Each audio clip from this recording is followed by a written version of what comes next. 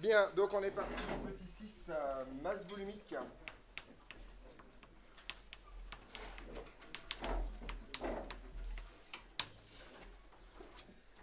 Alors en fait, ici, ça va être quasiment trivial parce qu'on a quasiment tous les théorèmes qu'il nous faut pour calculer la masse volumique. Je vous rappelle que je vous ai écrit un petit théorème qui se balade quelque part au début, qui est que les propriétés intensives de la maille sont les mêmes que les propriétés intensives du cristal dans son ensemble, tout simplement parce que le cristal n'est que la répétition de ce truc-là. Ok. La masse volumique étant une propriété intensive, bah, ça va s'appliquer en plein sur le sujet. On est d'accord? Donc en fait, donc là, je vais le réécrire dans ce cas particulier, hein. La masse volumique du cristal est celle d'une maille.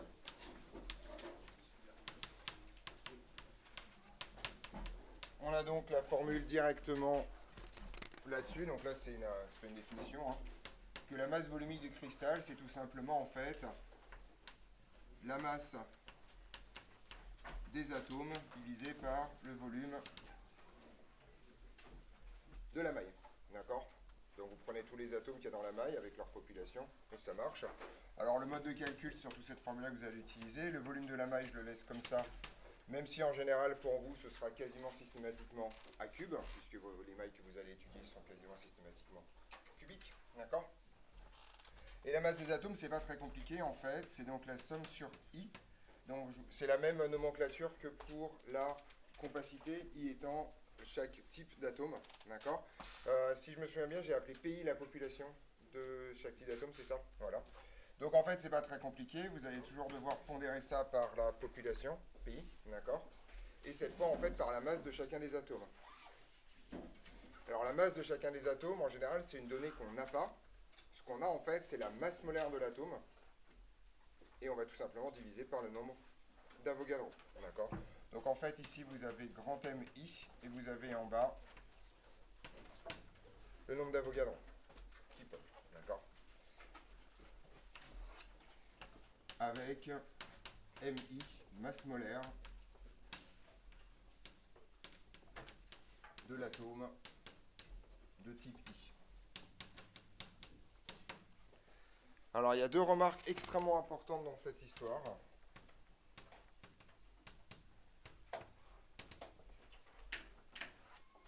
La première, c'est qu'il faut se méfier comme la peste des unités. Donc théoriquement, tout ce que je vous ai appris depuis le mois de septembre, oui, je te vous vois. Voilà. Tout ce que je vous ai appris depuis le mois de septembre doit vous aider maintenant. Quand vous faites l'application numérique, vous l'écrivez avec les unités. Si vous faites ça, vous verrez qu'il y a un problème. D'accord? Donc, où est le problème? La masse molaire est en grammes par mol. Le nombre d'Avogadro en par mol. Jusque-là, tout va bien. La masse volumique est en général en kilogrammes par mètre cube. Vous pouvez certes la mettre en grammes, mais ça vous donnera des grammes par décimètre cube, d'accord. Et donc ça vous donnera pas un truc en unité vernaculaire à la fin. On est d'accord là-dessus. Donc en gros, ça c'est le premier. Donc il faut faire très attention à ça, c'est la première remarque. Rho est souvent en kilogrammes par mètre cube, alors que M est donné en grammes par mol. Donc il faut convertir soit la masse molaire en grammes par mètre cube, d'accord, voilà, soit convertir la masse, non pardon, soit convertir la masse volumique en grammes par mètre cube, soit convertir la masse molaire en kilogrammes par mol. Ça revient littéralement au même dans le calcul, mais n'oubliez pas le facteur 1000 dans cette histoire, d'accord, voilà. Donc, il faut, le gros avantage de ce truc-là, c'est que si vous vous gourrez, dans un sens ou dans l'autre, vous allez soit avoir un facteur 1000 dans la vue sur la masse volumique, et comme vous savez que c'est compris entre 100 et 20 000, si vous avez un facteur 1000, théoriquement, vous le voyez. Donc c'est d'où le fait que j'insiste sur les bornes de la masse volumique. Vous la retrouverez cette question de cours dans celle-là, pour la troisième fois, d'accord. Voilà, j'en ai marre. C'est pour vous, hein, après, moi j'en fous, d'accord. Et si vous le faites dans l'autre sens, c'est-à-dire si vous trouvez A, vous avez une racine cubique à prendre, donc vous avez un facteur 10 dans ces histoires-là, d'accord. Et donc pareil, l'ordre de grandeur, qui en général, un paramètre de maille, c'est quelques centaines de picomètres, vous permet de ne pas dire de conneries. D'accord? Bon, c'est pas au-dessus d'un nanomètre ni en dessous d'un en général. On est d'accord? Donc il faut faire attention à ça. Ça, c'est la première remarque. La deuxième remarque qui est importante, c'est que si vous avez un cristal ionique, vous allez considérer que la masse molaire des ions, c'est exactement la même que la masse molaire des atomes. Alors en fait, déjà c'est une approximation extrêmement légitime par ailleurs à plein égard, mais en fait c'est pas une approximation parce que si vous avez un cristal ionique, en fait il y a un électron que vous allez compter en trop pour les anions et un électron que vous allez compter en moins pour les cations, et comme l'ensemble est neutre, tout se passe comme si vous aviez en fait filé les électrons des anions aux cations et que la masse molaire se passait bien. D'accord? Donc voilà. Donc vous n'avez pas à vous prendre la tête sur l'électron qui s'est promené là et qui n'est pas dans le bon endroit, ça se passe fort bien. Donc pour un cristal ionique, on considère, donc on utilise la masse molaire de l'atome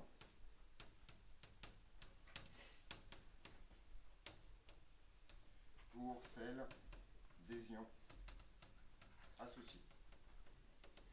D'accord? Donc si vous avez par exemple la masse volumique de NaCl à calculer, vous savez que NaCl c'est du Na+, et du Cl-, vous allez prendre Na pour Na+, Cl pour Cl-, et vous trouvez le bon résultat de toute façon, puisque l'ensemble des électrons est a priori compensé dans la maille.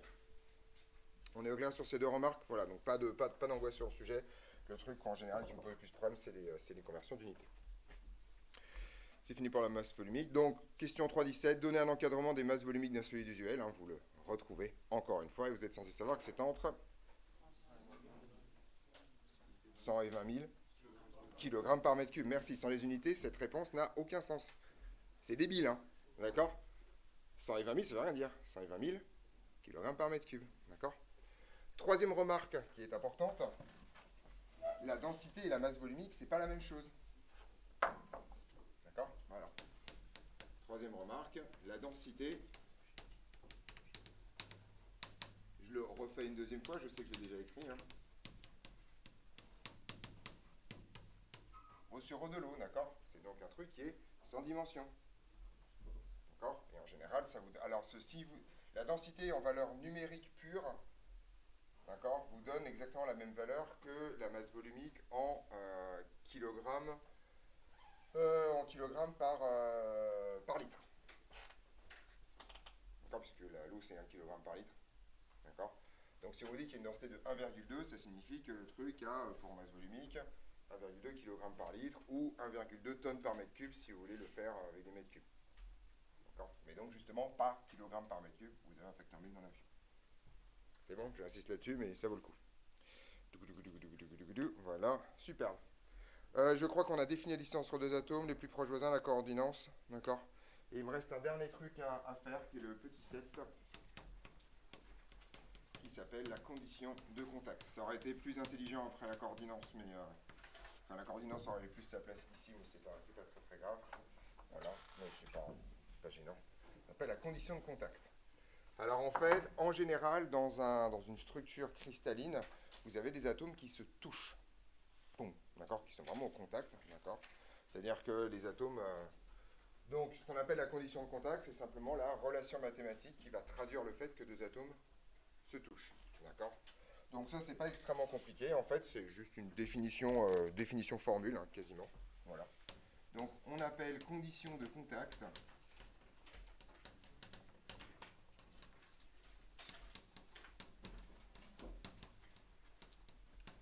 la relation traduisant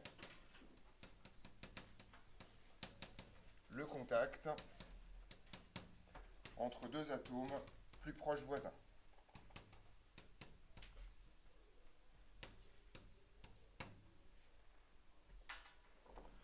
Alors cette relation s'écrit de la façon suivante. Donc je mets un 2 points ici, hein, voilà. C'est tout simplement en fait que R1 plus R2 est égal à la distance entre 1 et 2. Vous comprenez pourquoi, hein? D'accord? Si vous avez deux boules qui se touchent, la distance entre les centres, ça veut dire que la distance vaut la somme des deux rayons. Voilà, c'est pas très compliqué.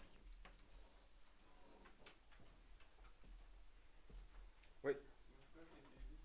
proches voisins. C'est dans ton cours de jeudi. De vendredi, pardon. On est au clair là-dessus sur la distance de contact, sur la condition de contact. Alors pareil, il y a deux remarques sur le sujet.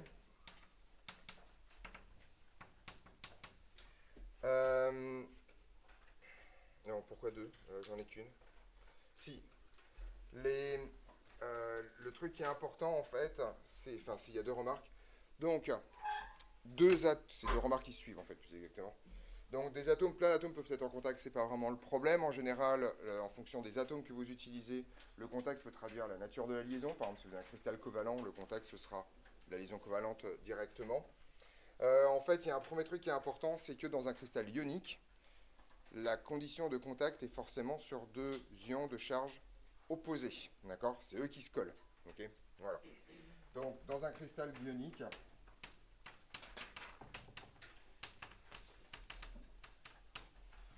cette condition est entre deux ions de charge opposée. Ça, c'est obligatoire. Et dans ce cas-là, ça porte un nom que vous allez voir que c'est pas très compliqué. On parle de contact cation-anion. Parce que, voilà.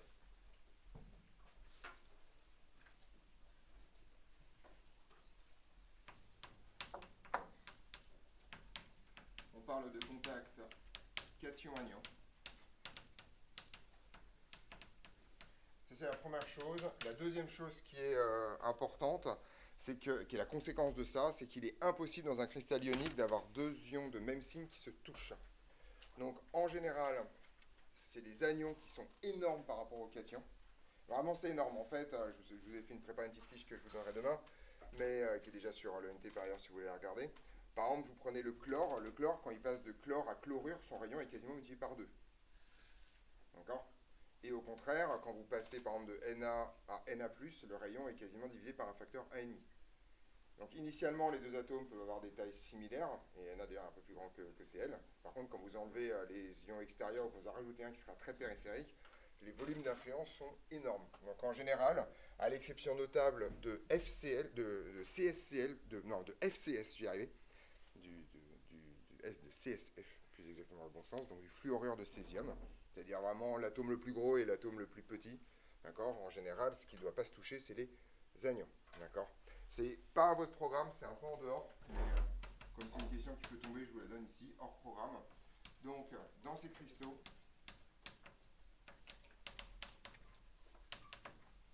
on doit en général vérifier le non-contact anion-anion.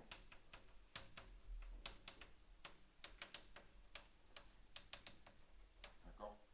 Autrement dit que les deux fois le R-, c'est-à-dire que 2 fois R- est inférieur à la distance entre deux anions. Autrement dit que les anions ne se touchent pas. Si les anions se touchent, le cristal se disloque. D'accord? Et donc, ça veut dire que cette structure cristalline ne peut pas exister, en principe. C'est plus du tout à votre programme, cette histoire-là, en tout cas le fait de le vérifier spontanément, mais dans un exercice, ça peut traîner. Ouais. Pourquoi il y a changement de volume dans l'atome comme ça? Parce qu'en fait, quand tu rajoutes un électron, alors c'est un peu plus subtil, mais quand tu rajoutes un électron, si tu veux, tu ne changes pas la charge du noyau. Donc l'électron que tu rajoutes, en fait, il est extrêmement peu tenu. Et en particulier dans le cas des fluorures, si tu veux, tu as autant d'électrons que de charges positives au départ, pour l'atome neutre, hein, d'accord? Et quand tu rajoutes un électron, lui, il va voir, en fait, grosso modo, les plus complètement écrantés par les électrons périphériques. Donc il voit une charge qui n'est même pas de 1, en fait. Pour lui, il voit un truc qui est, ça s'appelle l'effet d'écrantage. Donc tu vois, grosso modo, une charge qui vaut 0,1 E, 0,15 E, donc c'est extrêmement petit. Donc factuellement, en fait, il va, entre guillemets, orbiter une distance qui est très lointaine, il n'est pas du tout tenu. Et donc ça te génère un truc très fort. Ça, c'est une des raisons pour lesquelles, en fait, tu as des espèces d'effets bizarres, grosso modo, que le rayon diminue au fur et à mesure, tu as des espèces d'effets d'écrantage comme ça. Et à un moment donné, c'est pas simple, grosso modo, la variation du rayon dans la question périodique. C'est pas simplement tu mets plein d'électrons et ça marche, puisque plus tu mets des électrons, moins ils voient le noyau, globalement. D'accord? Et donc, quand tu passes une ligne, le premier atome est extrêmement peu tenu, donc ça te fait des atomes très grands. L'atome sodium, c'est très grand, et puis après, ça se compacte au fur et à mesure, parce qu'en fait, grosso modo, tu augmentes la charge du noyau. Et donc tu vois des trucs de plus en plus chargés, globalement. Mais si tu rajoutes un électron surnuméraire, tu n'as pas cette compensation-là. Donc ça donne des anions qui sont considérablement gros. Alors pour donner un ordre d'idée, hein, quand même, parce que ça c'est en échelle réelle, enfin, d'accord. Ça c'est du chlore de sodium, d'accord. Ça c'est le rapport réel entre le rayon des atomes de chlore, des chlorures, et le sodium. Je rappelle que ces deux-là sont dans la même ligne, hein, littéralement, d'accord. Ça c'est les chlorures, les plus gros, et ça c'est les ions sodium. Si tu mettais des atomes, ça aurait à peu près la même taille, d'accord, globalement. Là c'est juste rien à voir, enfin tu vois. Et on voit bien que les cations ne peuvent pas se toucher. Ils sont infiniment loin, c'est pas possible. Et on voit bien aussi que les anions ne se touchent pas. Pas de beaucoup, mais ils ne se touchent pas. Il y a un trou là. D'accord. Vaguement. C'est ça l'idée. Et le contact se fait bien ici, entre les cations et les anions. Voilà. Oui, je t'écoute, Sophia. C'est ça, donc il a perdu un électron, donc son rayon se casse la gueule pour le coup. C'est ça, c'est l'inverse. Quand vous passez d'un atome à un cation, le rayon se casse la gueule. Et quand vous passez d'un atome à un anion, le rayon explose. Voilà. Oui. 2 R moins inférieur à la distance. D'accord. Grosso modo, 2 fois le rayon de ça doit être inférieur à la distance là, sinon il se touche. C'est pas très compliqué. Oui, je t'écoute. Ouais, il y a quelque chose, ouais. Il y a un atome de sodium au milieu. Un petit comme ça. Il y a un petit comme ça en plein milieu. Voilà, mais là c'est collé, donc est-ce que je l'ai imprimé ou pas, je suis pas sûr. Peut-être tu l'as fait. C'est peut-être arrière, voilà, vu qu'il est caché. D'accord, voilà l'idée. Voilà bête. On est au clair sur les généralités sur les structures cristallines. Alors, un exercice de cristallo, il n'y a rien de plus simple. Globalement, en général, on vous présente une structure cristalline et vous devez faire quasiment tout ce qu'on vient de faire là dans l'ordre. Trouver la population, d'abord. Déduire les paramètres de maille de la masse volumique ou déduire la masse volumique des paramètres de maille, enfin voilà, dans un sens ou dans l'autre, grosso modo. Trouver la condition de contact, trouver la valeur du rayon, ou enfin voilà, tous les formules dans tous les sens. Trouver la compacité et c'est terminé. D'accord. Il y a une exception à ce processus-là, c'est ceci. Pardon, j'oublie toujours qu'il y a une surprise au milieu. Voilà. C'est cet objet, d'accord. Je vais le laisser. Vous devez connaître cette structure par cœur, d'accord. Voilà. Donc on va en parler maintenant, d'accord. Voilà. Et c'est le grand 2 c'est le grand 2 du truc. Et c'est la seule structure que vous devez connaître, d'accord. Grand 2. Donc je vais appeler ça structure compacte. Je vais vous faire un petit texte qui s'appelle généralité. Donc j'ai commis un petit PowerPoint que je vous mettrai, ou si c'est pas déjà fait sur le NT, et je vais vous montrer un peu comment ça fonctionne. D'abord les structures compactes, et ensuite on va regarder un peu les conséquences sur ce truc-là. D'accord. Donc le temps que j'ouvre mes petites fiches là, ça va y aller. Alors si chimie, les fiches de chimie, fiches sur les structures compactes à l'attaque. En fait, je vais même faire ça. Donnez-moi. Est-ce que j'arrive à faire ça? C'est le grand. Ah, c'est le grand 4, pardon. Oui, parce que j'ai mélangé les deux. Pardon, c'est un grand 4, excusez-moi. Voilà, merci. Superbe. Je mets un petit coup de PowerPoint, il est là. Je projette ça sur l'écran, c'est fait. Je passe en plein écran. Et c'est parti. On est d'accord que vous avez quelque chose? Voilà. Alors, le principe des structures compactes est en fait un problème assez vieux qu'on appelle le problème de Gauss. D'accord. Alors, on appelle tous les problèmes de Gauss, parce que ce monsieur a une vie relativement remplie par ailleurs. En gros, vous voulez empiler des boules. Ça s'appelle le problème des boulets de canon aussi par ailleurs. En grosso modo, vous voulez empiler des boules de même taille. D'accord. C'est toutes les mêmes. Elles sont sphériques. La question, c'est quelle est la façon la plus compacte de faire ça. D'accord. Donc, bien sûr, nous, en tant qu'être humain, on essaie de ranger. La matière, elle, va trouver elle-même de façon instinctive la façon la plus compacte, simplement en tassant tout jusqu'à ce que ça donne le bon truc, quoi. D'accord. Par essai successif. Donc, il s'avère que Gauss a résolu ce problème, et en partie, non pas à trouver le truc, mais c'est juste à prouver qu'effectivement, c'était la façon la plus compacte de ranger des sphères de même taille. D'accord. Voilà. Alors, la construction de base est celle-là. D'accord. En fait, si vous voulez déjà mettre des sphères sur un seul plan, la façon la plus compacte de faire ça, c'est grosso modo de mettre une sphère et de l'entourer par 6 sphères égales. Vous pouvez prouver, contrairement à ce que mon dessin indique, parce que je ne suis pas un dieu de PowerPoint, voilà, grosso modo, que les 6 sphères qui sont autour sont en fait jointives. Et sont également jointives avec la sphère qui est au centre. D'accord. Donc grosso modo, en fait, je ne sais pas si j'ai un petit... est-ce que j'ai un curseur? Voilà, j'ai un curseur, il est là. Donc vous ne le voyez pas, si vous le voyez, il est là. D'accord. Ici, vous avez une sphère, là, d'accord, et ces 6 sphères autour sont jointives. Par ailleurs, vous pouvez remarquer que la sphère qui est ici a exactement le même rôle que la sphère juste à côté. On est d'accord, elle est au centre d'un hexagone régulier dans cette histoire. Et donc ça vous raconte que, en tout cas, si on se limite à ça, la coordinance, c'est de 6. D'accord. Vous en avez 6 autour. Oui. Elle se touche. Voilà, juste elle se touche. C'est parce que ça se voit pas trop sur le dessin, là, il y a un petit trou sur les trucs en haut. Mais elles se touchent toutes, d'accord, dans cette histoire. Surtout en contact. Autrement dit, vous avez 6 plus proches voisins pour chacune des sphères concernées dans cette histoire. Ça, c'est le problème en 2D. Bien entendu, un cristal, c'est tridimensionnel. Donc la question, c'est comment on fait pour empiler et donc fabriquer des couches comme ça au fur et à mesure. Donc le truc relativement simple, c'est que dans le plan numéro 2, vous allez poser des sphères et vous voyez que vous ne pouvez pas poser des sphères dans chacun des interstices laissés par le plan précédent. En fait, vous êtes obligé d'en occuper 1 sur 2. D'accord. Donc si vous regardez, hein, là ici, j'ai mis des trucs, alors j'ai encore perdu mon curseur, il est là, ici, ici et ici, d'accord. Mais vous n'avez pas la place pour mettre ça dans tous les interstices. Oui. Non, on peut pas, ça ne marche pas. Comment tu ferais 4? Il y a 6 trous, donc si tu vois que 4, il y en aura 2 qui seront forcément collés. Mais non, mais il y en a 2 qui sont collés là. 4. 6, c'est pas divisible par 4, donc tu ne veux pas mettre des choses régulièrement sur 4. Tu es d'accord? Donc si tu achètes extrémité, je vois pas où c'est. Si tu en mets là, un là et un juste là. Si tu en mets 4, il y en a forcément 2. Il y en a forcément 2 qui sont trop proches. D'accord. Donc là, grosso modo, tu peux en mettre que 3 ici. D'accord. Ça, c'est le plan numéro 2. Et après, vous déroulez sans aucune forme de problème. En fait, il s'avère que ça va être le même plan que celui d'en bas, mais décalé un peu d'un cran vers le haut. Enfin, d'un cran vers le haut de l'image. D'accord. Et d'un cran vers vous dans cette histoire. Donc vous remplissez un gigantesque plan comme ça, il n'y a pas de problème. Alors il s'avère en fait, et ça c'est un peu plus subtil, comme le cristal se déduit intégralement par translation de ces deux plans-là, en fait, vous vous rendez compte que pour faire le troisième plan, en fait, vous avez 2 choix possibles.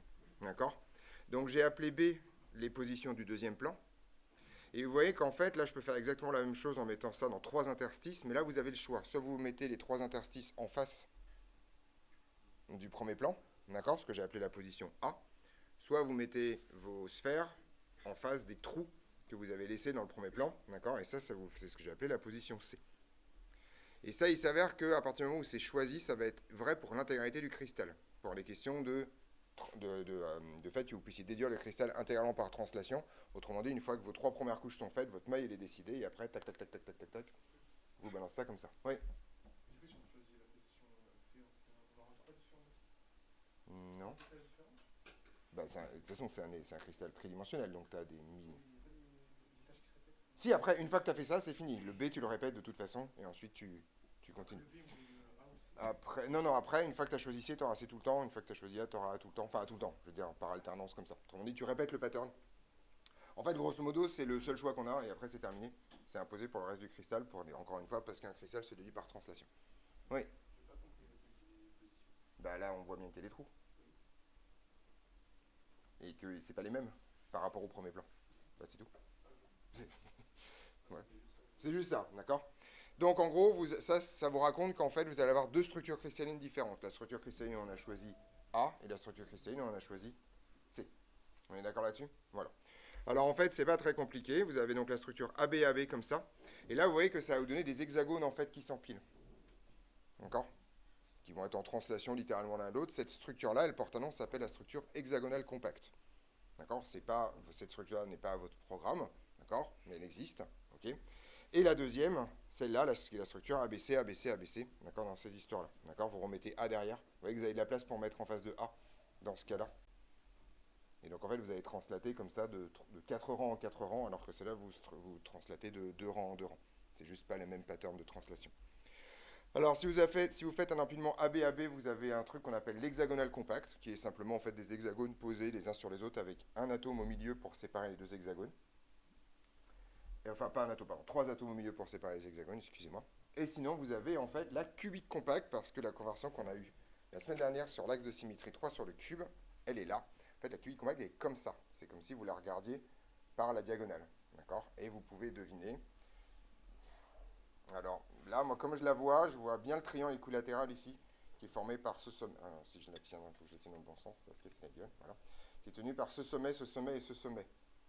Là, vous êtes censé voir un triangle équilatéral, d'accord, qui est un résidu, en fait, de ce truc-là, qui est celui qui est écrit en bleu sur la diapositive. D'accord? Donc, en fait, de façon assez curieuse, quand vous empilez des trucs qui ressemblent manifestement à des hexagones décalés, vous formez des cubes. Parce qu'il y a un axe de symétrie 3 dans cette histoire, d'accord, qui est là.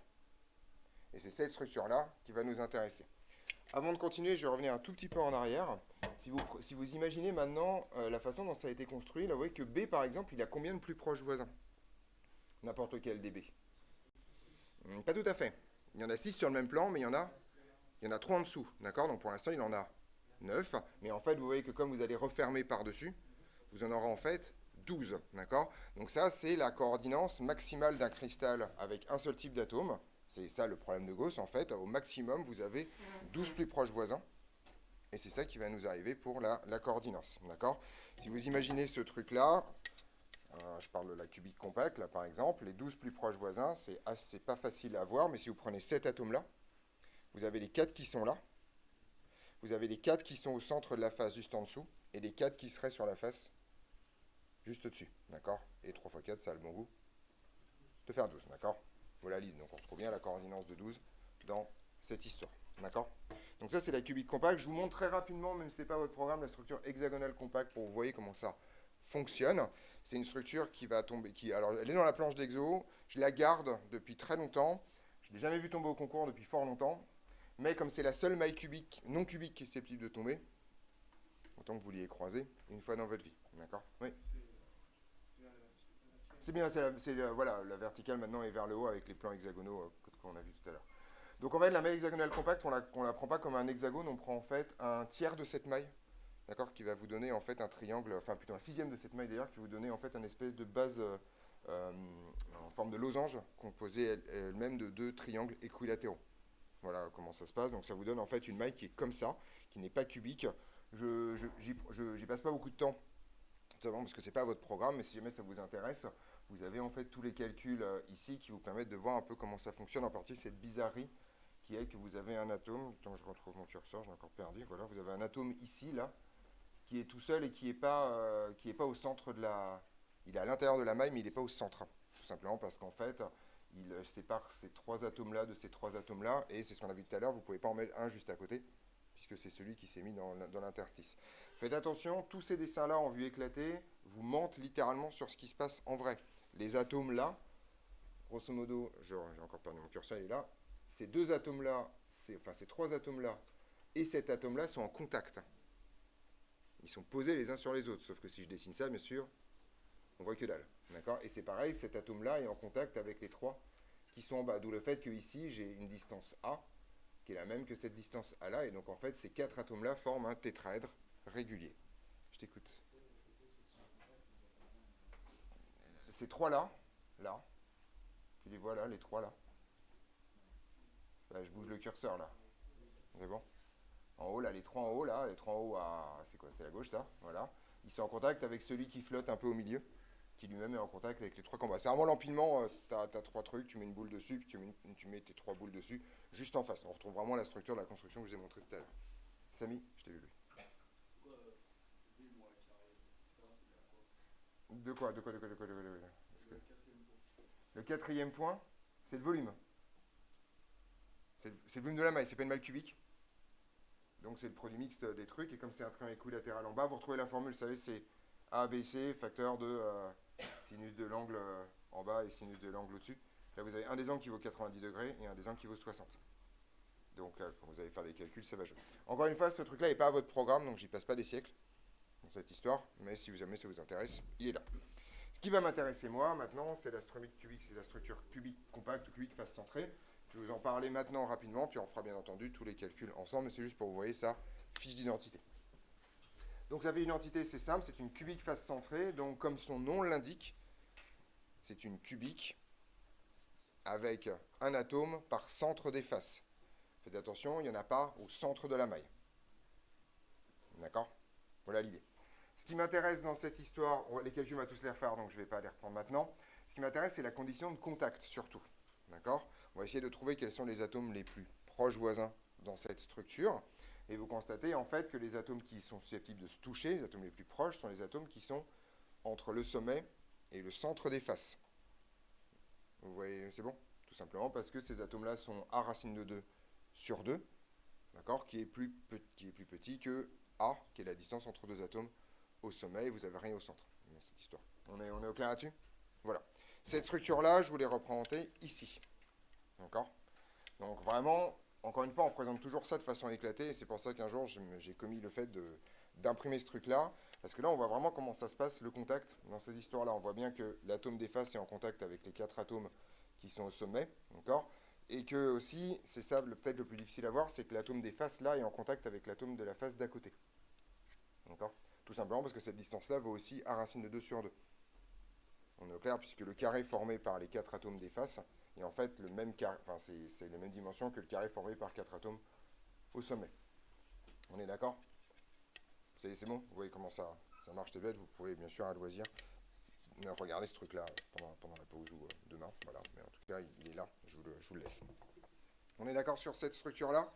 Donc on va étudier la structure, les structures compactes, d'accord? Donc il y aura la généralité qui est CF poly, d'accord?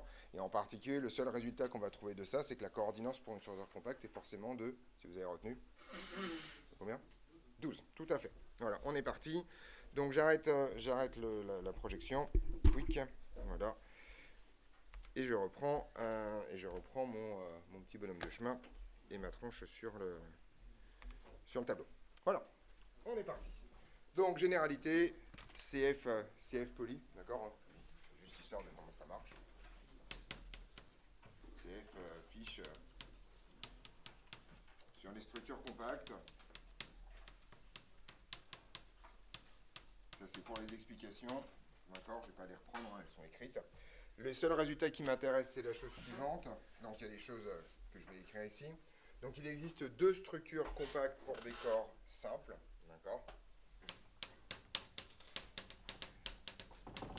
En fait, je me rends compte que j'ai pas défini ce que c'est qu'un corps simple.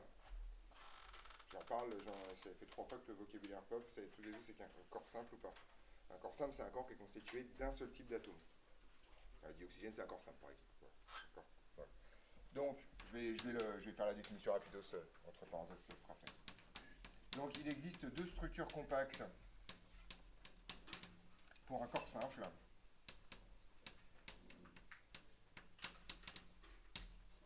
Donc, un corps simple, hein, c'est égal un corps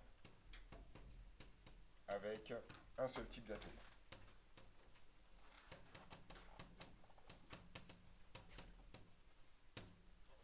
Et ces 2 structures sont les 2 suivantes, l'hexagonale compacte et la cubique face centrée.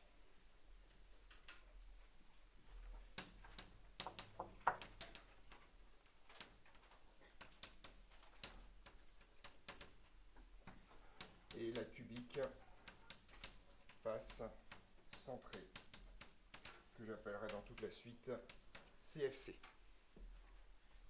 Voilà. À ne pas confondre avec les CFC qui détruisent la couche d'ozone, c'est pas du tout les mêmes, d'accord? Les CFC de couche d'ozone, c'est carbone, fluor, chlore, c'est pas du tout les mêmes. C'est les chlorofluorocarbone, par là-bas. Voilà. On est d'accord? CFC cubique face centrée. On l'appelle parfois la cubique compacte, qui est une notation que j'aime pas, parce que cubique compacte, si vous l'abrégez, ça fait CC, et CC, c'est l'abréviation de cubique centrée, qui n'est pas la même. D'accord? Pour moi, je l'appellerais cubique face centrée, méfiez-vous dans cette histoire. D'accord? Mais je vais l'écrire aussi, comme ça en blanc, ou cubique compacte. D'accord? Si jamais vous tombez sur le mot cubique compacte, vous savez qu'en fait, ça correspond à la CFC, c'est une des deux. La seule chose que vous devez savoir sur l'ensemble de ces 2 structures, enfin les 2 choses pardon, que vous devez savoir, c'est que une bonne partie des métaux ont au moins une forme allotropique dans l'une qui est l'une ou l'autre. D'accord? Soit hexagonal compact, c'est ça. Voilà. Donc le cuivre, le fer, l'aluminium, à peu près tout le monde globalement. Donc la plupart des métaux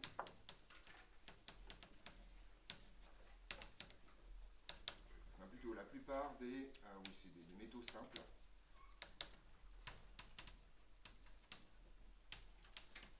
Ont une de leur forme allotropique qui est compacte. Il y en a d'autres, hein. Il y en a plusieurs, mais en général, c'est ça. D'accord. Donc, en fait, c'est d'ailleurs l'importance du truc. Je vais chercher ma bête ici. D'accord. Voilà.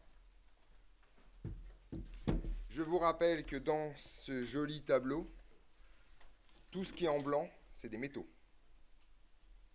Donc autrement dit, si vous mettez ça en relation avec ça, ça signifie en fait que la quasi-totalité des corps simples cristallisent au moins dans une des deux formes.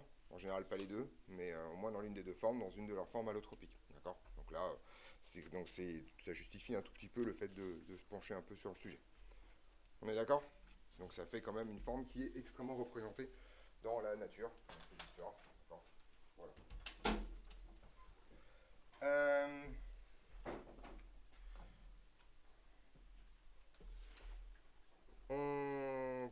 Ok, qu'est-ce que j'ai raconté? Voilà, ça c'est bon. C'est juste la chose que vous êtes censé connaître. Voilà. Et donc on va passer à l'étude de la cubique face centrée. Et là vous devez faire ça, savoir ça par cœur. En fait, c'est plutôt une illustration de ce qu'on peut vous demander sur une structure, à la seule différence près qu'à l'issue de ce cours, vous êtes censé connaître par cœur la CFC. Mais encore une fois, c'est écrit dans le titre ce que c'est que la CFC. Pardon, deuxième chose, j'avais dit qu'il y avait deux trucs. Voilà. Ce qui est le résultat important avant de passer. La coordinance d'une structure compacte vaut 12. Et vous n'avez qu'un seul truc, vous n'avez qu'un seul type d'atome. D'accord. La coordinance d'une structure compacte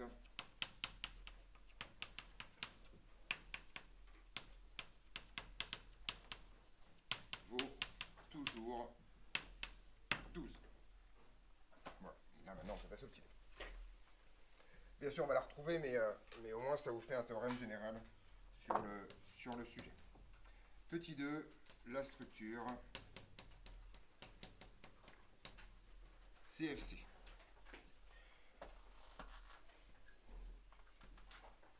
Donc là on va le faire ensemble, hein, globalement. De là à dire que c'est vous qui allez faire de cours, il n'y a qu'un pas que je franchirai pas, mais j'aurais littéralement pu vous faire un télécours sur le sujet. Pour le coup. Ouais. Vous pouvez expliquer les métaux simples, une de leur face. De forme allotropique. C'est ce que c'est qu'une forme allotropique? C'est dans ton cours de vendredi. Voilà. Donc c'est pour ça qu'il comprend rien. Oui. Bah 3. Non mais déjà je réponds à Louis, d'accord? Bah non. Maintenant que je l'ai engueulé parce qu'il n'a pas appris son cours de vendredi, je vais lui répondre. C'est toujours pareil. Voilà. Donc non. Les formes allotropiques, c'est les différentes formes cristallines qu'un même corps peut prendre. C'est ça. Donc il y en a une parmi celles-là qui en général est une structure compacte. Donc c'est 12 comme je l'ai montré sur le poly tout à l'heure. 1 entouré de 6, t'en mets 3 au-dessus, 3 en dessous. 6 plus 3 plus 3, 12. D'accord. Voilà. Oui, Liam. On fait gros le dessin ou pas? Pardon? On fait grand ou pas le dessin? Bah, si vous voulez voir quelque chose, si, mais après, si tu as envie de faire du minimaliste, fais ce que tu veux de ta vie, hein. Moi, je sais pas, mais. Donc, comme le nom l'indique, vous avez une cubique face centrée, à savoir, vous avez donc 8 atomes qui occupent les sommets, c'est ça qui constitue la structure cubique, et ensuite face centrée, ça signifie en fait que vous avez un atome par centre de face. Donc, vous en avez un ici, un dans le fond ici, un ici, un ici, un ici, et j'en ai oublié un qui est celui au centre ici. Voilà, d'accord. Oui. Non, j'ai juste fait des pointillés, genre je suis un artiste, mais voilà, ça marche pas. On est d'accord, voilà. On est au clair là-dessus? Alors, avant de continuer un peu, on va essayer de sentir les diverses formes géométriques qu'il y a dans cette structure, avant de rentrer dans les calculs. Donc déjà, bien sûr, il y a les carrés qui se baladent dans cette histoire, d'accord? Vous avez des trucs un peu plus subtils. Le carré formé par les 4 centres de face ici a les mêmes dimensions que le carré des faces. Autrement dit, ici, vous avez entre ces deux trucs-là... non, pardon, là, je dis Si, c'est ça. Vous avez... non, je dis n'importe quoi, pardon. Allez, pas du tout. C'est absolument faux. Ce truc-là a les mêmes dimensions que ces carrés-là. D'accord? Les carrés qui seraient un peu penchés comme ça. D'accord? Donc vous avez A racine de 3 sur 2 dans cette... A racine de 2 sur 2 dans cette histoire en contact. Donc le contact ici se fait par exemple là, se fait aussi ici, contrairement à ce que mon dessin a l'air d'indiquer à cause de la 3D. Globalement, cette distance-là et cette distance-là sont les mêmes. D'accord? Et ça vaut effectivement A racine de 2 sur 2. Le truc qui est rigolo dans cette histoire, et là c'est peut-être plus subtil, c'est que si vous prenez... Alors, peut-être vous les montrer ici, enfin je vais faire les deux. Si vous prenez cet atome-là et cet atome-là, d'accord? L'atome en haut et en bas, d'accord? Sur deux faces opposées. En fait, en gros, si vous prenez les 6 atomes qui sont positionnés au centre des faces, ça sera plus facile de dire ça comme ça, et que vous tracez le volume délimité par ça, vous avez un octaèdre régulier. D'accord? Donc si vous prenez cet atome-là, et les 4 atomes qu'il y a sur les faces, 1, 2, 3, 4, vous fabriquez en fait ce qu'on appelle un octaèdre. Donc un octaèdre, c'est une figure à 8 côtés, et en fait cet octaèdre il est régulier, ça signifie grosso modo qu'il est constitué de 2 pyramides à base carrée, collées l'une sur l'autre. D'accord? Prenez une pyramide à base carrée, c'est proche, prenez la même en dessous, c'est proche, et ça nous fait un octaèdre. D'accord? Donc ça c'est le plus facile à voir, en fait en vrai. Et il y en a un autre qui est plus rigolo, c'est que si vous prenez 3 atomes de face, et l'atome qui leur est adjacent au sommet, vous formez un tétraèdre régulier. D'accord? Donc là, ce dont on parle, c'est ça. 1, 2, 3 et celui-là. Ça vous fait une pyramide à base triangulaire qu'on appelle aussi un tétraèdre régulier, constitué en fait de 4... Enfin, les 4 faces sont des triangles équilatéraux dans cette histoire. Ouais. Ceux-là. 1, 2, 3, les 3 atomes de face et l'atome du sommet qui l'aurait direct. À l'octaèdre, les 6 atomes des faces. Les 6 atomes au centre des faces. Donc c'est les deux d'en haut. En gros, il faut bien voir que ces 4 atomes-là forment un carré. Et cet atome-là et cet atome-là étant en contact avec tous les sommets de ce carré-là, ça te fait bien une espèce de pyramide à base carrée de chaque côté. Et donc quand tu les branches ensemble, ça fait un octaèdre. Voilà. On reviendra sur l'octaèdre tout à l'heure quand on fera les sites. Mais au moins, je vous montre toutes les possibilités de volumes bizarres qu'il y a dans cette histoire. On est au clair là-dessus? Voilà. Alors, on est parti. Qu'est-ce que je raconte? Voilà, alors, donc là, on va vraiment faire quelque chose que vous devez connaître par cœur. On commence un gigantesque paragraphe en orange, parce que vous devez non seulement connaître les résultats, mais aussi la méthode pour y arriver. Premier truc qu'on connaît, c'est la compacité, d'accord? Alors, la première chose qu'on fait quand on regarde une maille, il y a deux choix, soit vous commencez par la population, soit par la condition de contact, mais en tout cas, ces deux trucs-là sont les premières choses à faire, d'accord? Donc, on va commencer par la population. Il y a combien de types d'atomes? Un seul, donc il n'y a qu'une seule population à déterminer. Ici, il y en a combien des atomes dans la maille?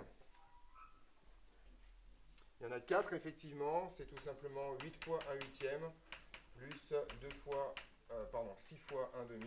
Que je ne dise pas de bêtises. D'accord? C'est exactement l'exemple que je vous ai donné vendredi, si je ne me trompe pas. Donc, effectivement, on a donc 4 atomes par maille. Voilà la population.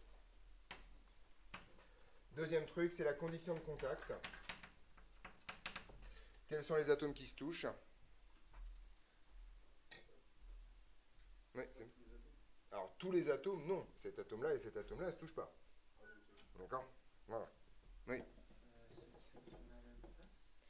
Ceux qui sont sur la même face, oui, effectivement, on peut le dire comme ça. Cet atome-là et cet atome-là se touchent, cet atome-là et cet atome-là se touchent, cet atome-là et cet atome-là se touchent, ainsi que celui-là et celui-là, mais bien sûr pas ceux-là. Si vous avez un doute, vous calculez. Hein. Ici, vous avez A racine de 2 sur 2, qui est plus petit que A. Et ici, vous avez A. Donc, c'est plus grand que A sur racine de 2 dans cette histoire. Petite remarque, ceux-là et ceux-là se touchent aussi.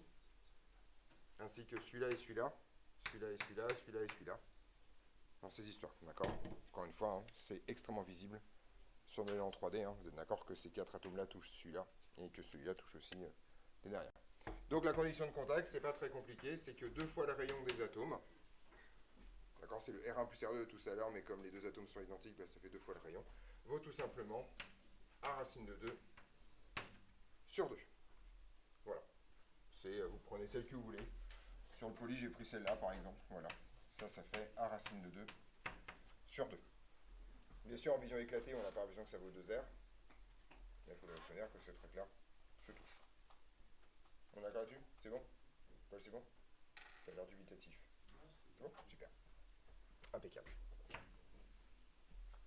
Oui, je t'écoute.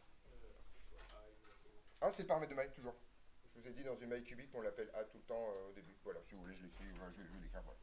A, c'est le paramètre de maille pour une maille cubique, il n'y en a qu'un seul, on l'appelle A en général. Pardon, ça oui, effectivement. Et R, c'est... Donc, les notations sont assez standards, mais je peux les repréciser. Ça, c'est le rayon de l'atome. Et ça, c'est le paramètre. Donc, R, c'est le rayon de l'atome et A, c'est le paramètre de maille. Voilà. Pas très compliqué. C'est toujours les mêmes notations. C'est vrai que là, je vais un peu vite, c'est votre premier exemple. Donc voilà, mais on va toujours utiliser les mêmes. Avec éventuellement 2-3 indices, histoire de savoir de quoi on parle, mais dans le principe, c'est ça. On a la population, on a le contact. Alors, petite remarque, il y a l'évaluation de la masse volumique, d'accord? Donc, ρ, ça va être égal à quoi dans ce cas-là? On a vu la formule tout à l'heure. On va faire une somme sur le nombre de types d'atomes, donc il y aura combien de termes ici? Un seul, il n'y a qu'un seul type d'atome, donc c'est pas très compliqué. Donc, la masse volumique, ça va tout simplement être la masse de la masse, le volume de la maille, au numérateur, au dénominateur, enfin, j'ai pas la oui. Donc, c'est A cube, hein, c'est un cube, c'est pas très compliqué. Le nombre d'Avogadro qui se promène ici pour renormaliser de la masse molaire à l'atome. La population qui vaut 4 est multipliée par la masse molaire du truc là que vous avez, là que je vais appeler X. X étant votre élément, donc ça peut être le fer, ça peut être le cuivre, ça peut être l'aluminium, ça peut être tout ce qui est en train de cristalliser. Voilà, d'accord, donc ça c'est l'élément métallique. Voilà. Vous ne pouvez pas faire grand chose de plus sans que vous ayez ça, par contre. Mais petite remarque, je vous montre en fait ce qu'on peut faire avec ça. On en déduit souvent petit a, qui vaut donc en fait 4 fois la masse de grand X, divisé par ρ fois le nombre d'Avogadro, le tout à la puissance 1 tiers. Donc en général, en fait, on déduit A de ça. Vous connaissez la masse volumique, vous connaissez la structure de votre machin, d'accord? Et donc vous pouvez en déduire en fait finalement la valeur de A dans l'autre sens, d'accord? Et ensuite vous pouvez en déduire directement R, puisque vous connaissez une relation entre R et A. Donc les premières questions en cristallo, c'est toujours les mêmes. Trouvez la population, on vous donne la masse volumique, trouvez donc le rayon atomique, trouvez, enfin voilà, d'accord? Une tambouille comme ça, ok? Alors, le seul truc un peu compliqué, enfin non, le premier, enfin, on monte un tout petit peu en radioactivité, mais vous allez voir que on ne monte pas les masses, c'est le calcul en fait de la compacité. D'accord? Vous allez voir que ça ne va pas être mortel. Donc je continue à mon petit bonhomme de chemin en orange parce que cette démonstration, vous devez la connaître par cœur. Compacité. Alors, c'est égal. Alors, c'est pas très compliqué. Vous vous souvenez de la définition de la compacité? C'est le volume de tous les atomes à l'intérieur de la maille divisé par le volume de la maille. Donc, grosso modo, le volume de la maille en bas, c'est A cube. D'accord? Et le volume des atomes, c'est pas très compliqué. Vous n'avez qu'un seul type d'atome, donc il n'y a pas de somme. Enfin, si, il n'y a qu'un seul terme, quoi. Vous avez 4 atomes par maille. D'accord? Multiplié par le volume de chaque atome, à savoir 4 tiers de pi R cube. Donc ça vous donne 16 tiers de pi facteur de R sur A, le tout au cube, d'accord? En général, on ne peut pas faire grand-chose de cette information, sauf que ici, vous avez en fait une expression du rapport R sur A, qui est là-bas. R sur A, ça vaut tout simplement racine de 2 sur 4, d'accord? Donc en fait, vous pouvez remplacer ça littéralement en disant que c'est 16 pi sur 3, facteur de racine de 2 sur 4, le tout au cube. D'accord? Alors, ce calcul-là se passe extrêmement bien, en remarquant ou en se souvenant de deux choses. La première, c'est que 4 au cube, c'est 4 au carré fois 4. C'est bon, je ne vous ai pas trop challengé là, ça va. Et que 4 au carré, ça a le bon goût de valoir 16. D'accord, donc grosso modo, ici, vous allez avoir tout simplement 12, d'accord, au dénominateur, je vais l'écrire. Pi reste là, bien sûr. Vous avez un 12 ici. Et en fait, vous multipliez par racine de 2 au cube, qui lui-même vaut tout simplement racine de 2 fois racine de 2 fois racine de 2, et donc pareil, racine de 2 au carré fois racine de 2, donc ça fait tout simplement 2 racines de 2. D'accord. Ceci donc se simplifie en un résultat assez magique qui est que tout simplement ça vaut pi racine de 2 sur 6, d'accord. Ou en général, alors en général on ne le présente pas comme ça, on l'écrit souvent comme pi sur 3 racine de 2. Et ça, si vous faites le calcul, ça fait à peu près 0,74. Alors c'est à peu près normal, je vous rappelle que pi sur 3 à la louche ça fait 1. C'est un peu plus grand que 1, d'ailleurs dans cette histoire. Et donc c'est à peu près égal à 1 sur racine de 2.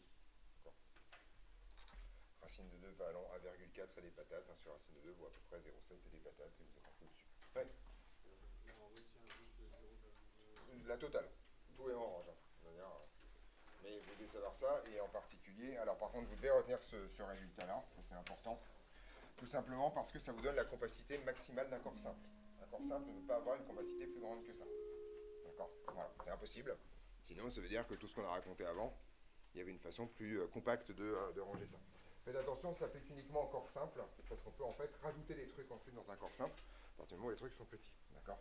Cette valeur est la compacité maximale pour un corps simple.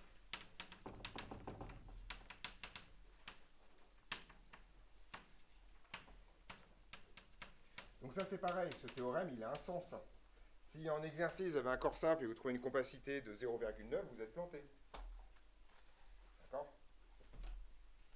Encore plus si vous trouvez une compacité de 1,2 quoi, ou de 4000.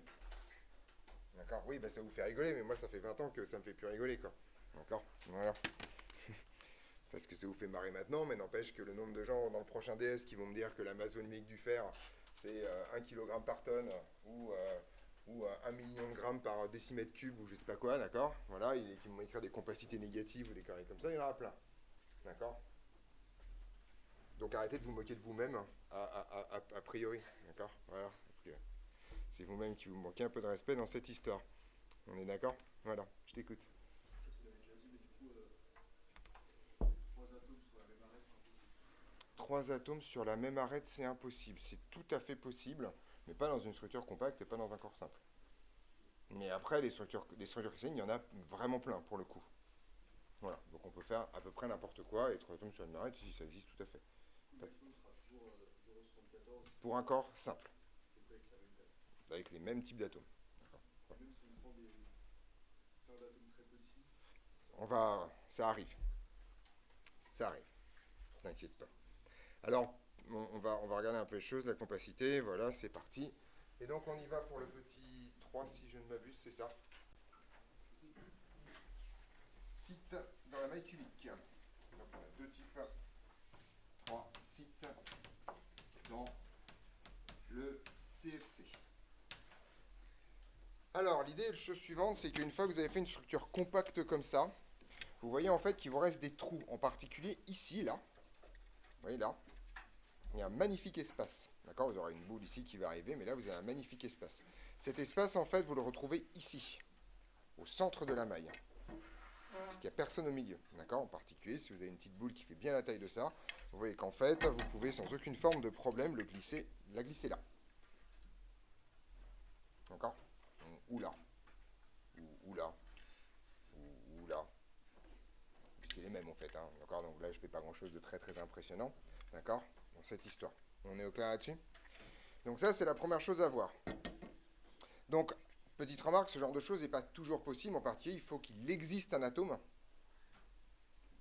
qui fasse cette taille-là par rapport à cela. Et en fait, comme la taille des atomes n'est pas une fonction croissante de la classification périodique, mais un truc qui redescend comme ça, il s'avère que les tailles des atomes sont comprises dans un intervalle qui est en fait relativement restreint. Donc globalement, vous ne pouvez pas faire n'importe quoi, vous ne pouvez pas toujours trouver des atomes suffisamment petits pour se glisser dans le réseau sans éclater complètement le réseau. Néanmoins, ça existe dans cette histoire. Donc, les premiers qu'on va voir, qui sont les plus faciles à voir, donc déjà, je vais définir ce que c'est qu'un site.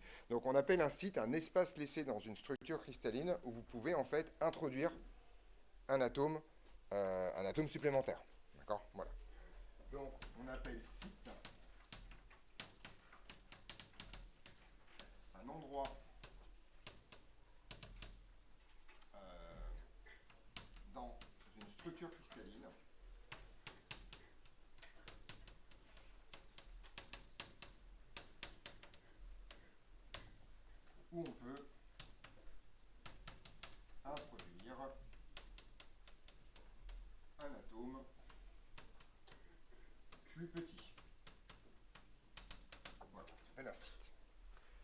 Et en fait, la vraie définition qui est importante, c'est celle qui arrive maintenant. On appelle taille du site le rayon maximal de l'atome qu'on peut introduire dedans sans déformer le réseau. Donc faites attention, la taille du site, c'est pas le diamètre, c'est le rayon. C'est un peu subtil dans cette histoire. D'accord. Donc en fait, c'est la taille de la cavité divisée par 2 à peu de choses près. Ouais. Est-ce que la somme des volumes de tous les sites est plus grande que le volume occupé par tous les sites? Non, non, non, non. Bah, ça se voit ici, regarde. Tu vois qu'il reste 0,26 en fait. D'accord. La maille totale, c'est 1. Tes atomes occupent déjà 0,74, donc là, il reste 0,26 au maximum. D'accord. Voilà. Et une fois que tu les remplis avec ces sphères de toute façon, donc tu rempliras de toute façon que partiellement les 0,26 qui te restent. Alors, petite remarque quand même, il existe des structures cristallines complètement disjointes où là, effectivement, l'espace laissé peut être plus grand. Ça existe des structures cristallines avec des compacités de base à 0,2, donc là, effectivement, tu as plein de place pour foutre à peu près n'importe quoi dans ces histoires. D'accord, statistiques. Mais dans une structure compacte, en tout cas, c'est déjà bien rempli. On est d'accord là-dessus? Ok, donc j'en étais là. Voilà. Donc on appelle taille du site le rayon maximal d'un atome que l'on peut introduire sans déformer le réseau.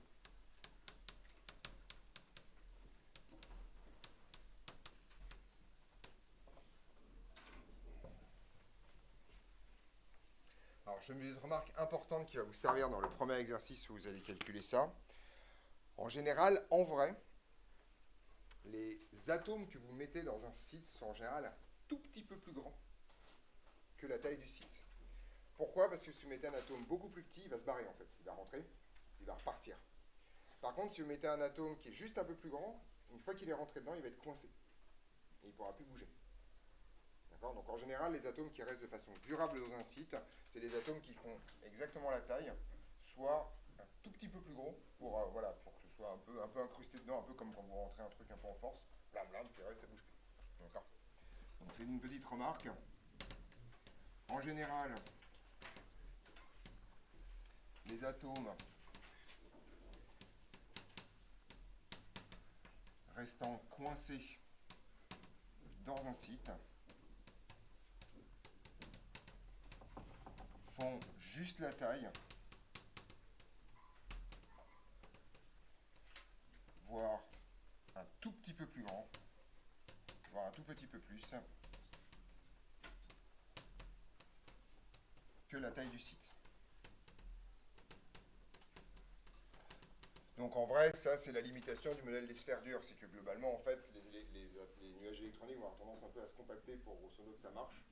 Et donc surtout si jamais on vous pose une question, imaginez je sais pas, vous tombez, prenez une taille du site qui vaut, j'en sais rien moi, 43 picomètres, et vous tombez sur un atome qui en fait 44, encore en fait il est largement possible que cet atome reste coincé dedans parce que voilà, vous avez un peu forcé quoi. On est d'accord sur ce truc-là? C'est à moi qu'on pose des questions, Sacha. Oui, Samy. Juste la taille. Ouais, voire un tout petit peu plus que la taille du site. Voilà. Encore une fois, hein, donc si jamais on vous pose une question, le site fait, voilà, et que vous trouvez une taille d'atome qui est un pouillème au-dessus, en général, il reste là-dedans. D'accord. Voilà.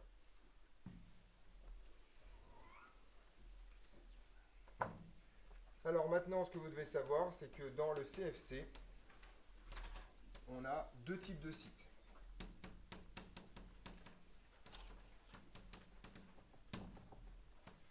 Donc petit a, les sites dits octaédriques. D'accord. Alors je vais rallumer le machin là-bas, je vais vous le montrer en éclaté et en vrai. D'accord.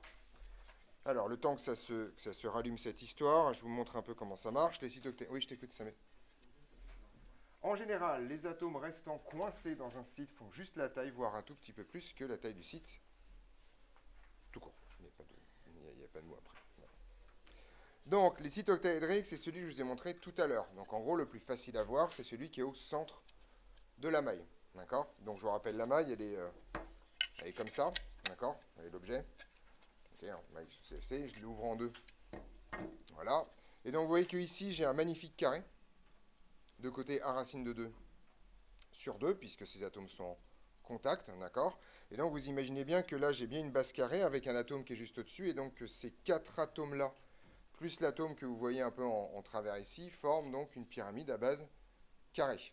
Il est facile de se convaincre que de l'autre côté vous avez littéralement la même chose, et que donc si vous refermez ça, vous avez donc ce qu'on appelle un octaèdre régulier, donc un espèce de volume à 8 faces, chaque face étant constituée d'un triangle équilatéral, de côté A racine de 2 sur 2.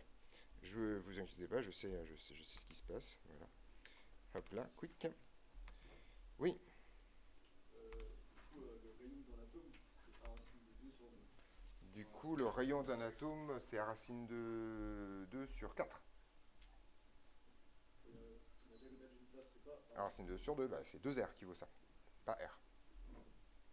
La diagonale d'une face, c'est pas A racine de 2 Non, c'est A racine de 2. sur 2. Non, la diagonale d'une face, c'est A racine de 2.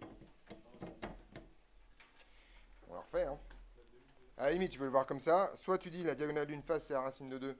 Et là-dedans, il y a littéralement 4 rayons. 1, 2, 3, enfin 4, voilà. Enfin, bon, ok. Soit tu dis que le contact est A racine de 2 sur 2. Et que ça vaut 2R. Puisque ce truc-là sont en contact. D'accord, c'est A racine de 3 sur 4. Donc, voilà le site octaédrique. Donc, j'ai essayé de faire une représentation en 3D. Peut-être que je devrais éteindre pour envoyer un peu mieux. C'est peut-être pas mal. Oui, un peu mieux là quand même. Ça. Ouais, c'est un meilleur contraste.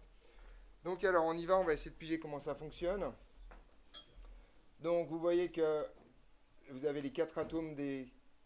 Enfin vous avez les 6 atomes en fait au centre des faces, je ne sais pas pourquoi à chaque fois je fais une distinction, d'accord, voilà, qui forment effectivement un octaèdre régulier. Donc l'octaèdre, c'est ce que j'ai essayé de dessiner en bas de façon un peu plus en 3D, d'accord. Et c'est ce que je vous ai montré sur le modèle imprimé.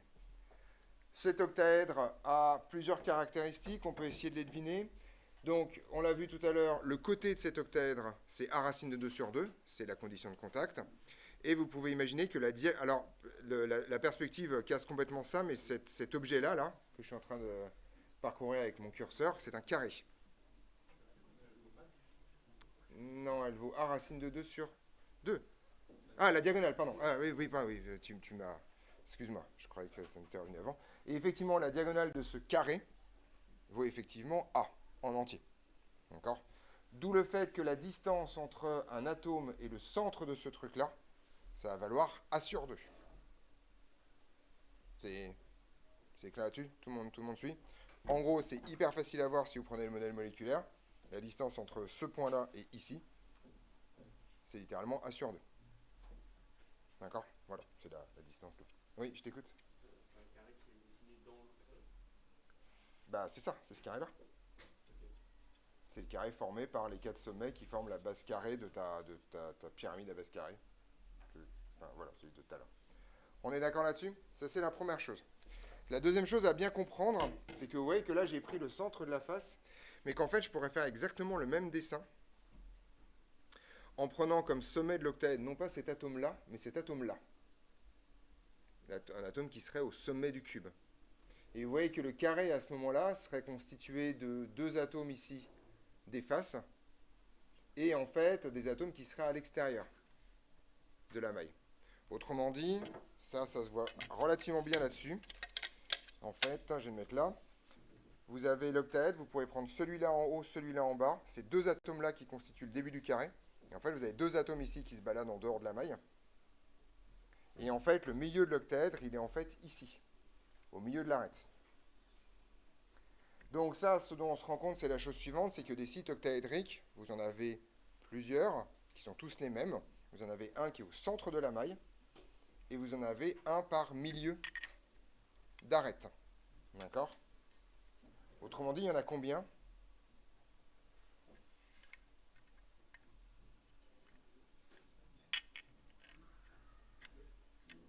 Réfléchissez, on ne sort pas au pif, hein, les choses.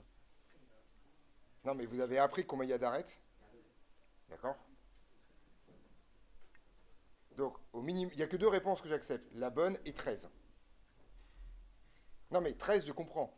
Il y a 12 arêtes, il y a 12 milieux d'arêtes. Ça prend par cœur. On est d'accord ? Voilà. Donc, entendu à peu près tout et n'importe quoi, d'accord? Voilà. Donc, en gros, il y a 12 arêtes plus 1. Sauf qu'en fait, quand on compte les sites octaédriques, on les compte exactement comme les atomes, puisque les sites octaédriques, ceux-là en particulier, sont communs à plusieurs mailles. Donc en fait, les 12 sites octaédriques que vous avez au milieu des arêtes comptent chacun pour un quart. D'accord? Donc en fait, des sites octaédriques, il y en a 4. On est d'accord là-dessus? Voilà, c'est ça l'idée. Juste, c'est juste une histoire de décompte. Hein. La question était piégeuse, je l'ai fait exprès. D'accord? 13, ça va, ça dépend comment vous comptez. Hein. On est au clair là-dessus? Donc en gros, ça c'est le premier truc à piger. Donc, moi je trouve que c'est plus facile à retenir par cœur où ils sont que de retrouver les octaèdres. Surtout pour quelqu'un qui, comme moi, ne voit pas en 3D. D'accord? Voilà. Donc vous pouvez retenir par cœur que des sites octaédriques, vous en avez un au centre de la maille, et vous en avez un par milieu d'arête. On est d'accord là-dessus? Petite remarque, si vous voulez regarder quelque chose qui ressemblerait à un CFC où l'intégralité des sites octaédriques sont occupés, c'est à ça que ça ressemble. D'accord? Vous voyez que là, c'est un CFC. Alors, pas tout à fait, parce que les gros atomes ne se touchent pas. D'accord? Mais si on oublie ce petit détail, ça ressemble beaucoup à un CFC. Les gros atomes occupent les sommets et les centres des faces. Et vous avez, d'accord, à chaque milieu d'arête, un petit atome. Et bien sûr, vous ne le voyez pas, mais il y en a un aussi en plein centre, mais j'ai collé, donc je ne peux pas vous le montrer. On est au clair là-dessus? Vous voyez où sont les sites octaédriques? Voilà. Alors, la seule chose qui nous intéresse dans cette histoire maintenant, c'est de découvrir quelle est la taille du site octaédrique. Mais c'est le décompte des atomes. Tu as appris ça dans ta leçon de vendredi. Ça compte pour combien un atome sur une arête? D'accord. Donc 12 fois un quart, ça fait 3, plus 1, ça fait 4. D'accord. Voilà. Donc ton décompte était le bon, ça dépend juste de la convention de comptage. Hein. C'est juste ça, il y en a bien 13, au sens qu'il y a bien 13 positions de sites octaédriques, mais par contre, comme les sites octaédriques sur les arêtes sont partagés entre 4 mailles, ils vont contribuer à un quart si tu fais un calcul de population. Autrement dit, quand on demande le nombre de sites octaédriques, on demande le nombre d'atomes qu'aurait la maille si jamais tous les sites octaédriques étaient remplis avec ça. Autrement dit, c'est bien un calcul de population. D'accord? Voilà. Mais le 13 n'est pas faux. Enfin, ça dépend comment on pose la question et ce qu'on cherche. Alors, si on fait un petit calcul dans cette histoire, on va essayer de trouver la taille de ce site. C'est pas très compliqué. Si vous voulez mettre un atome là-dedans, eh bien, en fait, vous voyez que j'ai mes 4 atomes ici, qui sont les 4 atomes sur mes faces. D'accord? Ces atomes-là, là, 1, 2, 3, 4. Donc, je vous rappelle que ce carré-là fait toujours A racine de 2 sur 2. Ça n'a pas changé. OK? Et donc, la diagonale, comme on l'a dit tout à l'heure, ça vaut A. On est au clair là-dessus? Autrement dit, ça vaut A. Et que le site octaédrique, sa taille au sens... l'espace qu'il y a ici, donc c'est pas la taille, je vous rappelle que ça c'est le double de la taille, ça vaut effectivement 2 fois la taille du site octaédrique par définition de ce qui est écrit derrière moi. On dit que la taille d'un site octaédrique c'est le rayon maximal que vous pouvez mettre. Autrement dit, vous avez deux façons de le dire, soit vous dites que A total ça vaut 2 fois le rayon plus 2 fois, ce truc-là, d'accord? Qu'est-ce que j'ai fait comme bêtise? Ah oui, d'accord, je l'ai fait en R, d'accord. Alors, soit vous le faites avec le paramètre de maille. D'accord? Auquel cas, vous dites que le rayon plus R0, ça vaut en fait A sur 2. Mais en général, quand on veut la taille des sites octaédriques, ce qui nous intéresse, c'est les exprimer en fonction du rayon d'origine du cristal pour voir quel est le ratio en fait entre les deux atomes. Vous voyez que quand même, dans ce que je tiens dans ma main, le ratio entre les tailles des deux trucs est quand même assez élevé. D'accord? Globalement, vous voyez que le machin qu'on peut mettre là, c'est pas foufou. Autrement dit, si ça, par exemple, c'est genre du cuivre, ce que vous allez pouvoir mettre là, c'est de l'hydrogène, voilà, lithium bagos, mais enfin pas des trucs énormes, globalement. Okay, donc ça fait partie des trucs de base. Alors, petite remarque, dans le fait de pouvoir utiliser l'hydrogène comme carburant un jour, le fait de le stocker comme ça dans des sites cristallins, ça fait partie des solutions technologiques envisagées. Ça vous évite justement d'avoir du gaz compressé et liquéfié, vous le foutez en fait dans un solide, et vous maintenez l'hydrogène à l'intérieur. En fait, vous mettez le cristal à froid. Donc là, quick, vous le coincez. Et si vous voulez libérer, vous chauffez le cristal et donc ça va libérer l'hydrogène qui est dedans. D'accord, voilà, ça marche. Bon, est-ce que ça marche bien, grande question. Mais ça vous permet d'atteindre des densités effectives qui sont beaucoup plus faibles. Et donc on pourra éventuellement être dans des avions, même si j'y crois pas, une demi-seconde. En tout cas, donc, ok. Donc si vous voulez par contre le faire en rayon, vous voyez en fait que certes ce carré fait A racine de 2 sur 2 de côté, mais il fait aussi également 2R. puisque c'est la condition de contact. Et donc là, ce que j'ai écrit là, c'est que grosso modo, en fait, la distance qu'il y a là, c'est tout simplement 2R multiplié par racine de 2, qui est la distance totale. D'accord? C'est le terme qui est là, 2R racine de 2. Et donc si j'enlève 2R à ça, ça me donne exactement l'espace qu'il y a ici. Et donc si je divise ça par 2, ça me donne directement le rayon du site octaédrique. D'accord? Et donc vous trouvez en fait que R0, ça vaut R. On va refaire le calcul au tableau, hein, vous inquiétez pas, c'est juste pour vous montrer comment ça marche. Et donc vous voyez que R vaut R facteur de racine de 2 moins 1. Racine de 2 moins 1 à la louche, ça fait 0,4. Donc ça vous raconte qu'en fait, la taille maximale de l'atome, vous pouvez mettre là-dedans, c'est tout simplement 40% du rayon maximal, et pas plus. On est d'accord? On est d'accord sur cela? Pour éviter de faire les allers-retours avec le vidéoprojecteur, avant de faire les calculs, je vais vous montrer l'autre type de site. Comme ça, vous l'aurez vu, et ça m'évitera de passer ma vie à faire des allers-retours avec les deux. L'autre type de site, c'est celui-là, ce qu'on va appeler les sites tétraédriques. Donc un site tétraédrique, comme son nom l'indique, c'est un site qui va être délimité par un tétraèdre, autrement dit par 4 atomes. C'est celui que je vous ai montré tout à l'heure.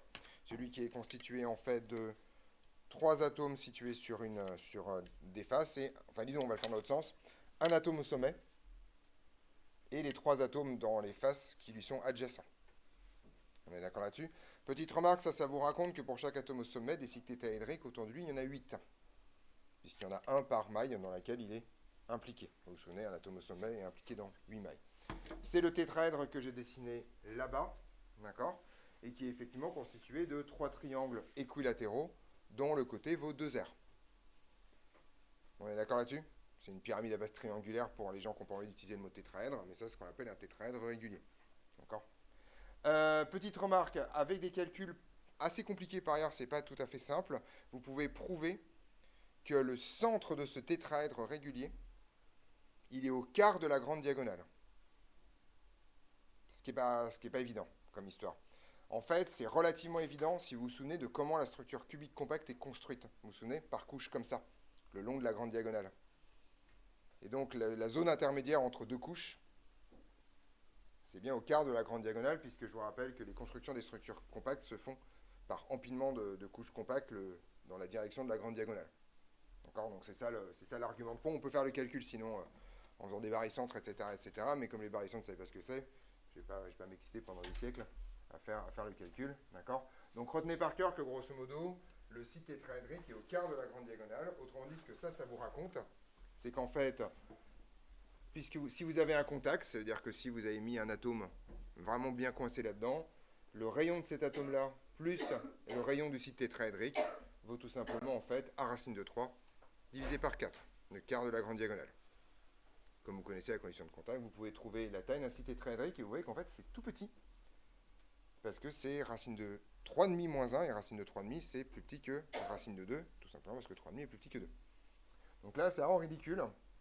C'est à peu près 0, si je me souviens bien, c'est 0,25 ou un truc comme ça, 0,27 peut-être, fois la taille du truc originel. Donc vraiment, vous ne pouvez pas mettre des choses. Les sites tétraédriques, je ne peux pas casser la molécule, sinon il n'y a plus rien qui tient. Ils sont en fait ici, encore là, dans des trous là. C'est les petits trous qui restent ici coincés aux côtés des coins. Il y en a combien dans la maille?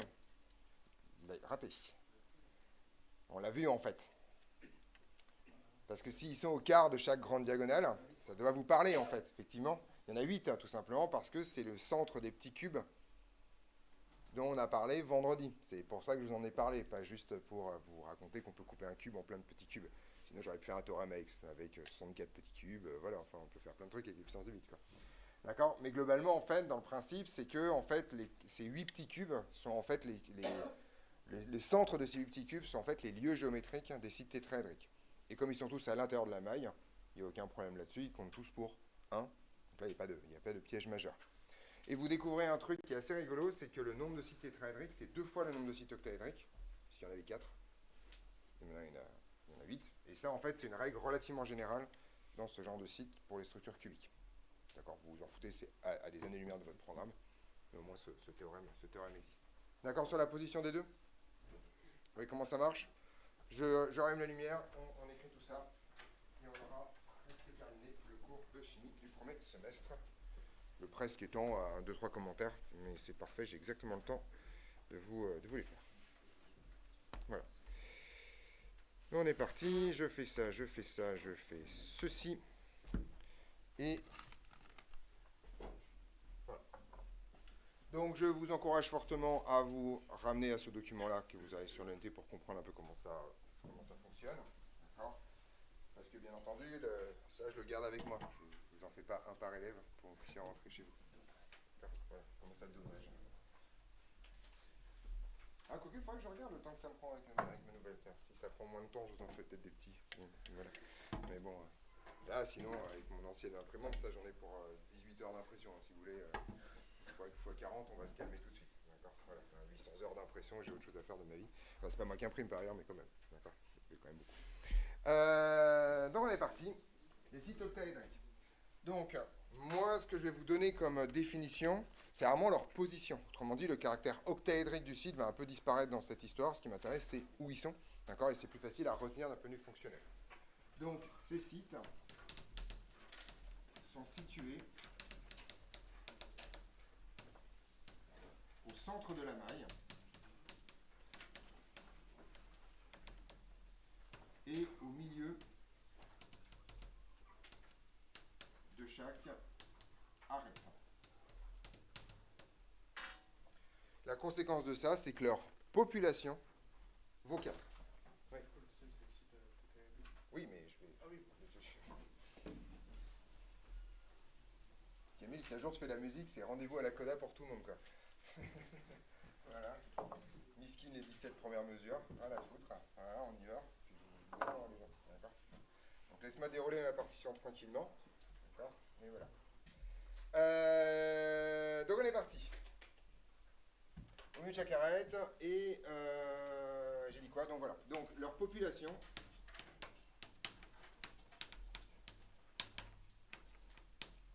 Et donc de 1 plus 12 multiplié par un quart, c'est-à-dire 4 sites par maille. D'accord. Donc on retrouve bien les 13 lieux qui vont contribuer en population à 4 sites par maille. Première étape. Donc si on évalue leur taille, c'est pas... Alors là je vais faire l'autre calcul. Donc sur la fiche vous avez le calcul directement avec R. Là je vais le faire un peu autrement. D'accord. Donc vous vous souvenez, on a donc un truc comme ça. On a les atomes qui se touchent ici. Hop, c'est le dessin qui est sur la fiche, d'accord. Donc ces 4 atomes, hein, je vous rappelle, hein, si vous voulez mettre une petite légende, histoire de comprendre à quoi ceci correspond. Ça là, ceci, ceci, ceci et ceci, c'est les centres de chaque face.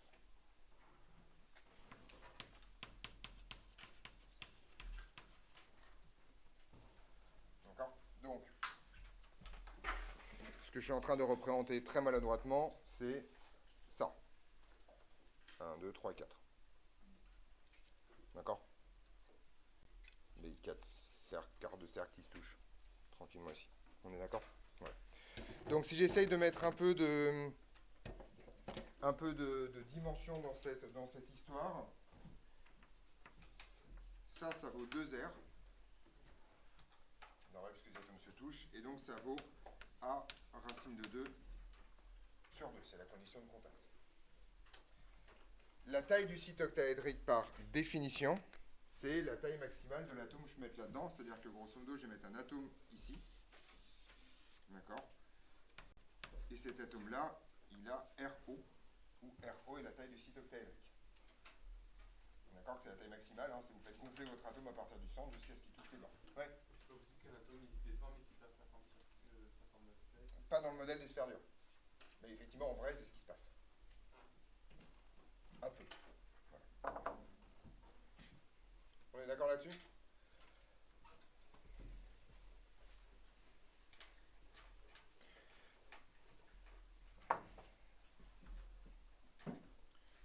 Donc il y a plusieurs façons de faire ça, mais la façon la plus simple, c'est de dire qu'on a donc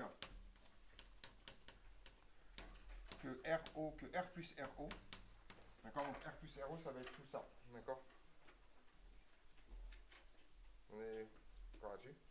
C'est tout simplement en fait 2R multiplié par racine de 2 sur 2. 2R étant le côté du carré. et racine de 2 sur 2 étant la longueur de la demi-diagonale. Donc après, bah, c'est pas très compliqué. RO, voilà, il n'y a plus qu'à factoriser. Hein. RO, ça vaut R, facteur de racine de 2 moins 1. Donc ça, c'est la taille du site octaédrique.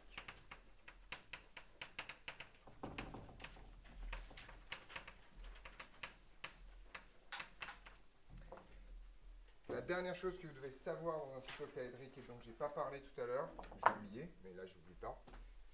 Voilà. 3 derniers points. Quelle est la coordinance d'un site tétraédrique? Autrement dit, si vous avez un atome dans un site tétraédrique, quel est son nombre de plus proches voisins? Et là, pour le coup, si vous vous souvenez de ce que c'est un octaèdre, et donc il suffit juste de compter les sommets de l'octaèdre. Il y en a combien? Il y en a effectivement 6. Si vous cassez... Alors, il y a plusieurs façons de le voir. Si vous dites que c'est là, vous avez 1, 2, 3, 4 devant. Enfin, pardon. 1, 2, 3, 4. Cet atome-là et cet atome-là. Ou alors, vous ouvrez votre petit truc en deux. Vous avez donc cet atome-là, cet atome-là, cet atome-là et celui-là derrière. Et puis, vous avez celui qui est devant là, qui vous donne bien les 6 atomes de cette histoire. D'accord? Donc ça, c'est la dernière chose. C'est le seul cas où se souvenir que c'est au milieu d'un octaèdre vous permet de retenir facilement les choses. Vous avez donc une coordinance de 6. Voilà.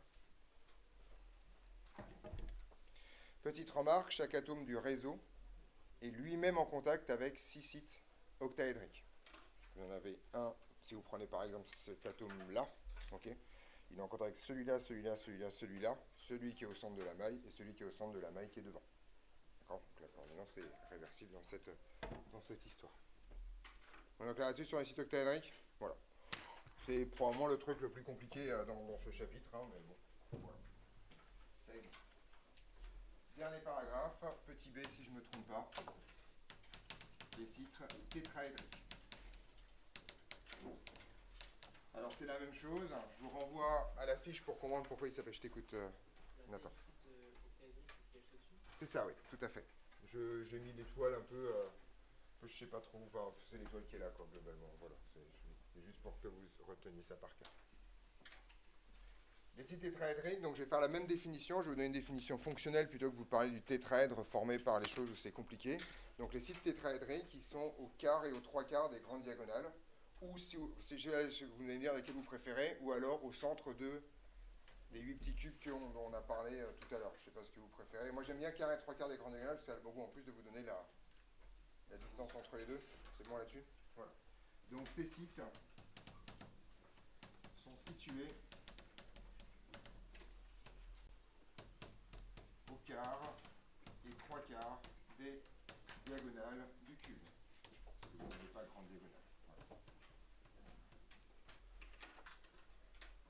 Il y en a donc combien? Effectivement, il y en a donc 8. D'accord. Donc là, c'est pas très très compliqué. Hein. Leur population est de 8.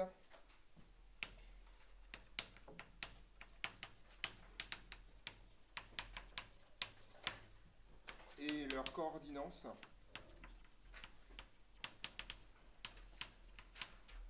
alors, c'est là où le côté tétraèdre est important. Vu que c'est au centre d'un tétraèdre, il y a combien de sommets à un tétraèdre? Mais arrêtez de sortir tous les... C'est vous quand même, hein? Il y a combien de sommets dans tétraèdre? 4, tout à fait, 4. Pas 5, pas 3. Ah, avec 3 sommets, vous ne faites pas un volume. Et avec 5, vous ne faites pas un tétraèdre. D'accord? Et leur coordinance de 4. D'accord? 1, 2, je ne sais pas ce que je raconte. Je prends lequel, voilà. Donc, si je vous montre là, 1, 2, 3, 4 par exemple, pour le site tétraédrique qui est le plus proche de vous ici. C'est les sommets d'un tétraèdre. Un tétraèdre, tout le monde voit ce que c'est? Une pyramide à base triangulaire. D'accord? 4 triangles équilatéraux rebattus les uns sur les autres. Enfin, comme vous voulez, mais à un moment donné, voilà, c'est ça l'idée. Même moi, je vois ça. Ce qui est quand même pas gagné. D'accord? On est d'accord sur la population et la coordinance? Voilà. Dernière chose.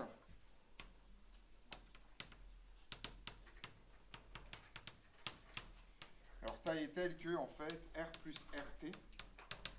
Donc, en fait, R plus RT, c'est simple, c'est la distance entre le sommet de la maille et le centre du site tétraédrique, qu'il y a un contact entre les deux.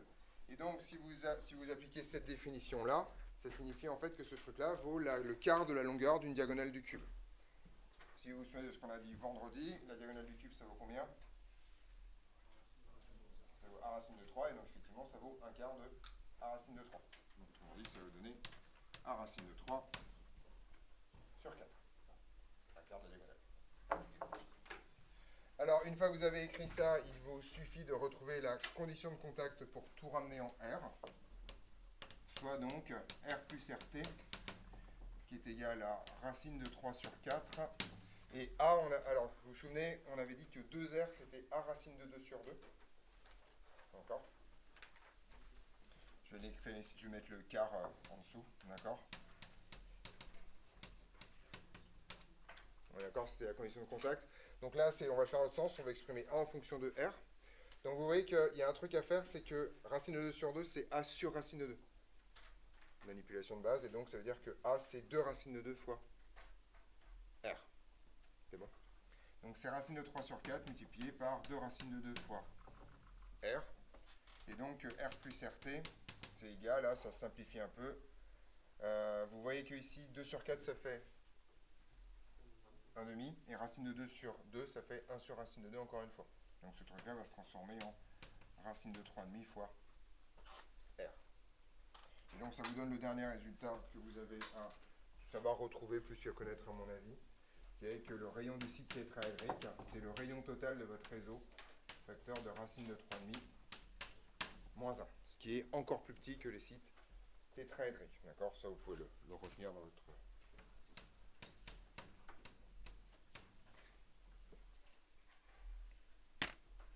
Voilà. Oui.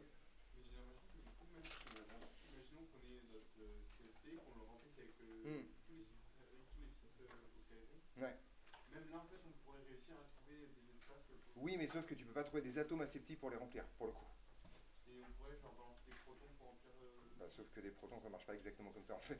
Le modèle Esperdur sur les protons, si tu veux. Non, Ouais, des ouais. vaisseaux plutôt. Non, mais on s'en fout, c'est pas la question. C'est que comme la position d'une particule n'est pas définie, sa taille encore moins. Et sa surface, sa forme, etc. Donc on arrête là-dessus, quoi, d'accord? Donc effectivement, on pourrait faire ça de façon fractale, sauf que la nature, grosso modo, te raconte qu'il n'y a pas d'atomes assez petits pour remplir les nouveaux sites créés par ce truc-là. Si ça vous amuse, vous pouvez essayer de calculer la compacité totale d'un CFC où vous aurez rempli tous les sites octaédriques et tous les sites tétraédriques. C'est pas très compliqué, il vous suffit de rajouter au 0,74 tout à l'heure un 4 tiers, enfin un 4 fois 4 tiers de pi fois le rayon octaédrique au cube, et un 8 fois 4 tiers de pi fois la taille du rayon tétraédrique au cube. Ça va faire un truc bien rempli, quand même, globalement. Vous imaginez bien que ça fait du monde, surtout si à ça, vous rajoutez tous ceux qui sont dans les petits trous là, d'accord? Voilà. Mais une fois que vous avez fait ça, c'est un peu terminé parce que vous n'avez pas d'atomes plus petits. En général, les atomes que vous coincez dans les sites tétraédriques sont extrêmement souvent, ou dans les sites de manière générale, sont extrêmement souvent de l'hydrogène. Pour autant que ça existe de l'hydrogène, parce que c'est déjà du dihydrogène. Je rappelle que le truc le plus petit que vous pouvez trouver dans la nature, c'est ça. De l'hydrogène tout seul sur Terre, ça n'existe pas. Il y a du dihydrogène, là, de l'hydrogène. D'accord? Voilà. Donc en haut, vous pouvez coincer le l'hélium, d'accord? Voilà. Vous pouvez coincer 2-3 trucs tout petits, du lithium, mais après, au bout d'un certain temps, vous n'avez juste pas la place. Okay. Ouais. Moi, le H+, vu qu'il manque un électron de rien, Le H+, il n'y a pas grand-chose. Par contre, du H+, dans un cristal, c'est pas possible parce qu'il est chargé. Alors, les solides sont pas chargés. D'accord? Donc, si tu veux du H+, ça veut dire que tu as des anions qui se baladent quelque part. Donc, si tu veux stocker du H+, pourquoi pas, il faut que tu stockes le moins qui va avec. Et là, pour le coup, voilà, il y a un gros machin. Donc, non, c'est H et pas H+. Voilà. Ouais.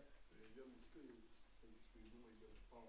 Ah non, l'hélium, alors lui, il bouge pas. Il est content d'être là, il n'a rien à foutre. Alors, tu peux faire ce que tu veux avec de l'hélium. Si tu veux, lui, il arrivera à rien, quoi. Il est tellement content d'être là, lui.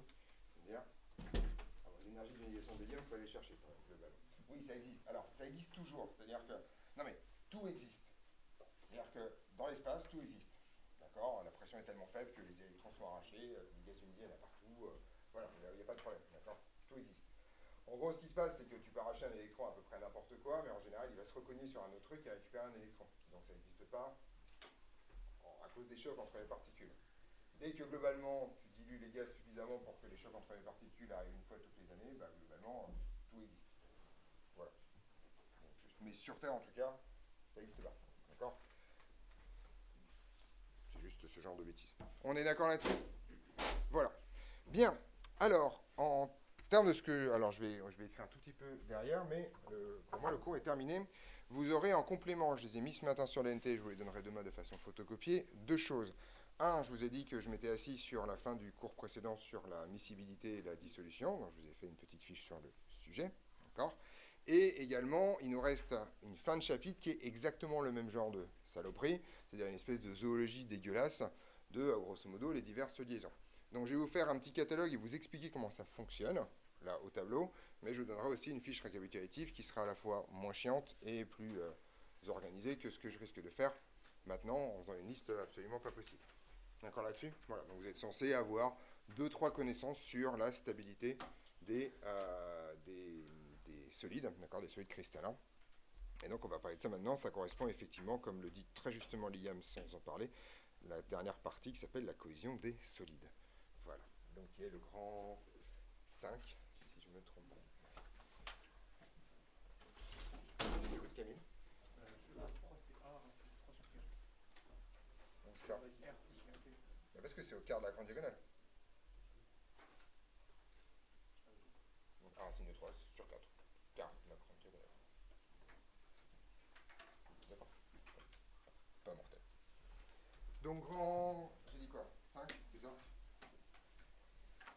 Grand 5. Cohésion des solides cristallins.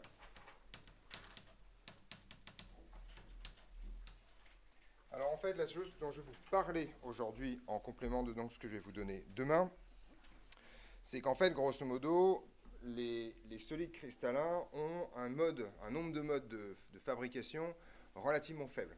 Globalement, en fait, vous en avez 4. Voilà. Et on va essayer de comprendre comment ça fonctionne. Donc, les cristaux, je ne fais même pas de paragraphe. Voilà, allez, c'est fini, on se relâche complètement et plus personne ne se à la barre, c'est fini. Donc, les cristaux, en fait,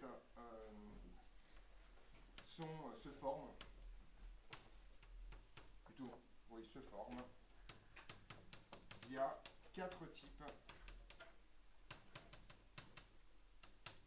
d'interactions. Petite remarque, ces interactions sont exclusives. Vous avez soit l'un, soit l'autre, d'accord, mais vous n'avez pas les deux en même temps, sauf pour des trucs très compliqués, du genre l'ADN, enfin toute la biologie dans cette histoire, mais pour les cristaux simples, c'est de base. Alors, la première type alors je vais essayer de les mettre dans le même ordre que la fiche, ça serait pas con. Voilà. J'ai mis covalente si je ne me trompe pas, mais je vais essayer de comprendre un peu les choses. Donc, c'est ce que j'ai dit tout à l'heure, enfin c'est la même chose qu'avec la truc, vous êtes censé connaître ces trucs-là, mais vraiment à la main, donc voilà. Donc, le premier, ce qu'on appelle les cristaux covalents.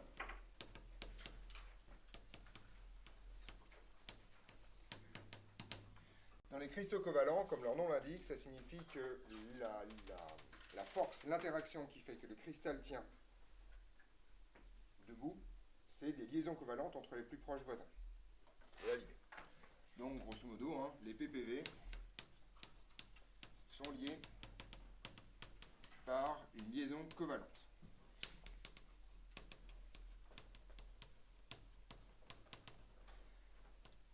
Et ce que vous devez savoir, c'est que, est-ce que la liaison covalente est une interaction plutôt forte ou une interaction plutôt faible en chimie 100 ans?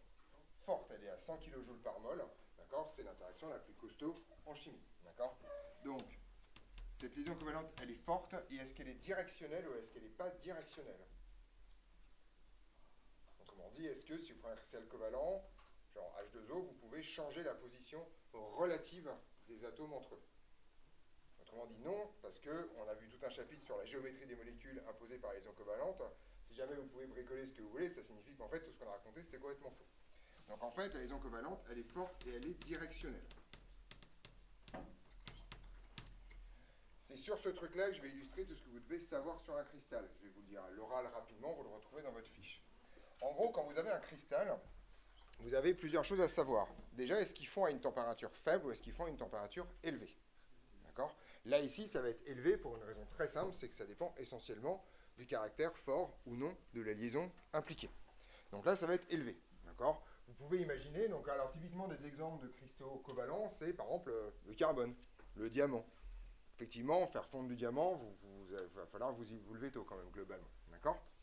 Et le fait qu'elle soit directionnelle vous raconte quelque chose. Si vous voulez déformer un objet, d'accord? Donc ça, alors petite remarque, je vais revenir sur une définition extrêmement importante.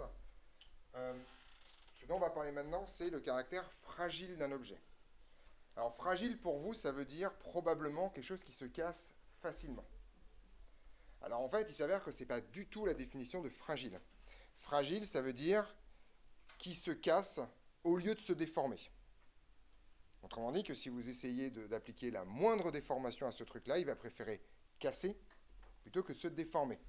Ceci sans aucune mesure de l'effort qu'il faut faire pour ça. D'accord? Oui. Quelque chose, c'est une question quelque chose est facile à casser. Non, pas facile à casser. Ça dépend pas de l'agencement des. Non, mais justement, je viens exactement de dire qu'on n'en a rien à foutre qu'il soit facile à casser. On est d'accord que je viens de dire ça, que ça n'a rien à voir avec l'effort que vous devez faire. La question, c'est, est-ce que si vous essayez de le déformer, la moindre déformation va mener à la rupture? D'accord? Donc ça, c'est important de comprendre ça, parce qu'en fait, ça vous raconte qu'un cristal covalent, quoi qu'il arrive, est fragile. Parce que la liaison est directionnelle. Autrement dit, si vous essayez de changer la position d'un atome par rapport à ses voisins, ça va péter. Autrement dit, le diamant est extrêmement fragile. Ce qui ne veut pas dire que c'est facile à casser. D'accord? Fragile, c'est pas le contraire de dur. Fragile, c'est le contraire de ductile. D'accord? Les métaux, c'est ductile, pougnou. D'accord? Vous pouvez les déformer sans aucune forme de problème. On est d'accord là-dessus? Le béton, c'est fragile. Essayez de déformer du béton, vous allez vite savoir ce qui se passe. Et ça n'a rien à voir avec l'effort que vous devez faire. Vous ne pouvez pas courber du béton, ça ne marche pas. Vous allez le péter, d'accord? Le ciment, c'est fragile. Le plâtre, c'est fragile. La pierre, c'est fragile. Parce que vous ne pouvez pas le déformer. D'accord? Ça n'a rien à voir avec la force que vous devez mettre dedans. Bien sûr, casser un silex à la main, ça va être compliqué. Casser un diamant, c'est un des trucs les plus difficiles à faire. Par contre, vous ne déformerez jamais un diamant. Juste jamais. Il y a une différence entre difficile et impossible. Il est impossible de déformer un diamant. Vous allez le casser avant. On est d'accord là-dessus? Ça, c'est vraiment le truc qui est important à comprendre dans cette histoire. D'accord? Vous savez très bien, et ça, c'est un truc rigolo. Par exemple, prenez un marteau. D'accord? Vous tapez comme des sourds dessus, parce que c'est le but d'un marteau. Je vous rappelle que quand vous tapez avec un marteau, vous tapez aussi sur le marteau quand même, dans l'autre sens. On est d'accord? Si vous tapez sur du verre, en fait, le verre va casser, parce qu'il est impossible de le déformer, alors que votre marteau ne va jamais casser. D'accord? Tout simplement parce qu'en fait, les atomes dans votre marteau, ils vont se déformer, puis reprendre leur position initiale, et puis on n'aura rien à foutre de ce qui s'est passé dans cette histoire. D'accord? Simplement en raison de la liaison qu'on va voir juste après. Le verre, par contre, va casser parce que vous essayez de déformer du verre, c'est terminé. Petite remarque, le verre est plus résistant à la traction que n'importe quel métal. Si vous prenez du verre et vous tirez dessus, ça cassera après n'importe quel métal, puisque par contre les métaux, eux, à la traction, vont se déformer sans aucune forme de problème. Le verre, c'est un des matériaux les plus résistants à la traction qui soit, c'est plus résistant que le béton à la traction. Oui. Non, mais j'ai dit le casser, j'ai pas dit le faire fondre. Ça, c'est le passage à l'état liquide. D'accord? Je parle. D'accord? C'est plus du verre solide à ce stade-là. C'est du verre liquide. Donc là, c'est terminé. Tu casses pas un liquide par définition. D'accord? Si je te dis casse de l'eau, tu vas être bien embêté à un moment donné ou à un autre. Oui. Les objets difficiles à casser, c'est parce qu'ils se déforment. Non, ça veut dire que, alors, grosso modo, si on comprend ce qui se passe, quand vous cassez un objet, ça signifie que vous essayez de faire déplacer les atomes les uns par rapport aux autres et que c'est pas possible. D'accord? Difficile à casser, c'est l'énergie qu'il faut pour faire ça. Point barre. Oui. Fissure, c'est exactement ça. C'est ça. Une fissure, c'est ça. Maintenant, c'est pas une déformation, c'est une rupture. Voilà. C'est pas une déformation. Une déformation, c'est soit, alors, c'est pas forcément réversible ou pas, mais si vous avez déjà eu du plomb dans les mains, par exemple, ou de l'étain, ou de l'aluminium, vous voyez que c'est hyper déformable, ce truc-là. Faites ce que vous voulez de votre vie avec ça, d'accord? Vous pouvez appuyer littéralement sur du plomb sans le casser. Ça va pas rompre, ça va se déformer, mais ça s'arrête là. Oui. Le plastique, alors dans ce genre de contexte, le plastique, ça ne veut littéralement rien dire. Il y a des milliers de trucs de plastique, et je suis sûr que sous les yeux, je peux trouver un plastique d'utile et un plastique pas d'utile. D'accord? Voilà, c'est vraiment, là, plastique, ça va à peu près tout dire n'importe quoi. D'accord? Est-ce que la fragilité, ça va Non, ça dépend uniquement du caractère directionnel de la liaison ou pas. Autrement dit, est-ce que les atomes peuvent glisser les uns sur les autres sans qu'il y ait un problème énorme ou pas? Donc on va faire la liste globalement rapidement. Oui. Les changements d'état pour la sublimation, c'est quand on passe de solide à gazeuse. Oui, c'est ça, mais ça on verra ça après. Mais ça, on ne parle pas de ça. On ne parle pas du fait que tout d'un coup, la structure cristalline se détruise pour changer d'état. On parle juste des efforts mécaniques sur le sujet. Est-ce que c'est littéralement, ça va de solide à gazeuse direct ou c'est Oui. très vite? Non, la sublimation, c'est de solide à gazeux direct sans jamais passer par l'état liquide. On verra ça en thermo, ça existe. Voilà. Ça existe beaucoup. Hein. Sur Terre, c'est très rare pour plein de raisons, mais dans l'espace, typiquement, c'est systématiquement ce qui arrive. En fait, le liquide ne peut pas survivre sous pression nulle. Donc, finalement, voilà. Ouais. C'est un peu, ça sera vraiment très direct avec le corps, mais du coup, c'est quoi le mot pour classer les fragiles?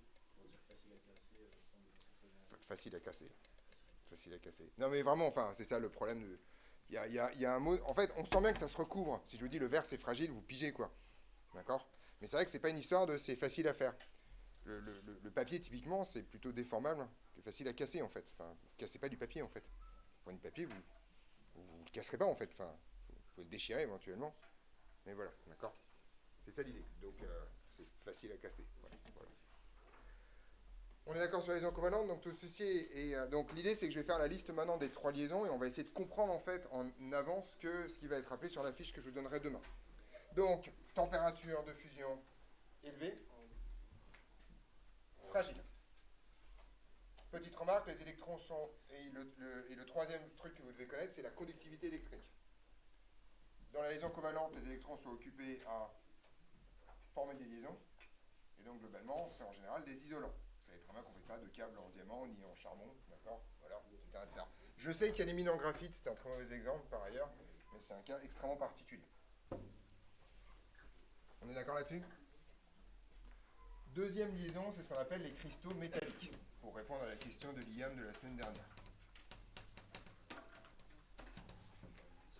Alors les cristaux métalliques, alors ça c'est hyper bizarre parce qu'un métal, c'est défini de la façon suivante. Un métal, c'est un cristal dont la cohésion est assurée par la liaison métallique.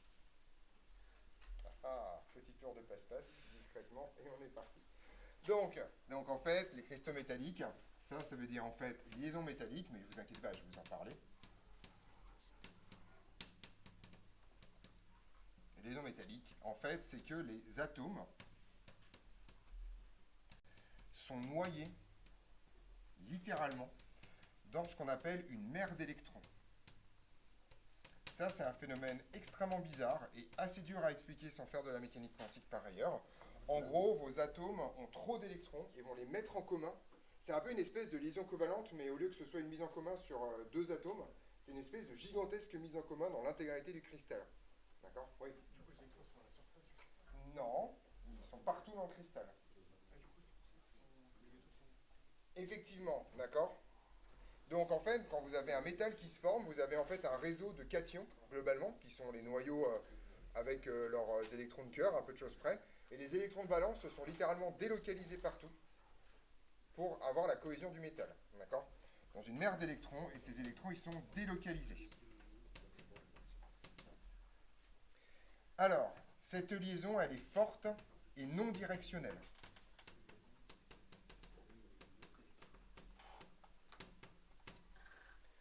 D'accord? Oui, je t'écoute, Kenta. Est-ce que le fait que ces électrons soient délocalisés, c'est ça qui fait qu'on peut les arracher notamment en envoyant de la lumière dessus? Ça marche pas vraiment bien avec du métal, mais en fait, parce que cette mer d'électrons empêche le rayonnement de rentrer à l'intérieur. Donc justement, ça marche avec des semi-conducteurs où il y en a un peu, mais pas trop, typiquement du silicium. Avec du métal, dans un métal, les ondes électromagnétiques ne rentrent pas. C'est pour ça qu'on fait des miroirs avec des métaux. Je rappelle qu'un miroir, c'est une feuille de métal quand même. Le verre, c'est juste pour protéger la feuille de métal. Mais un miroir, c'est du métal au départ. Alors, petite remarque. Là, ça va donner... Je t'écoute.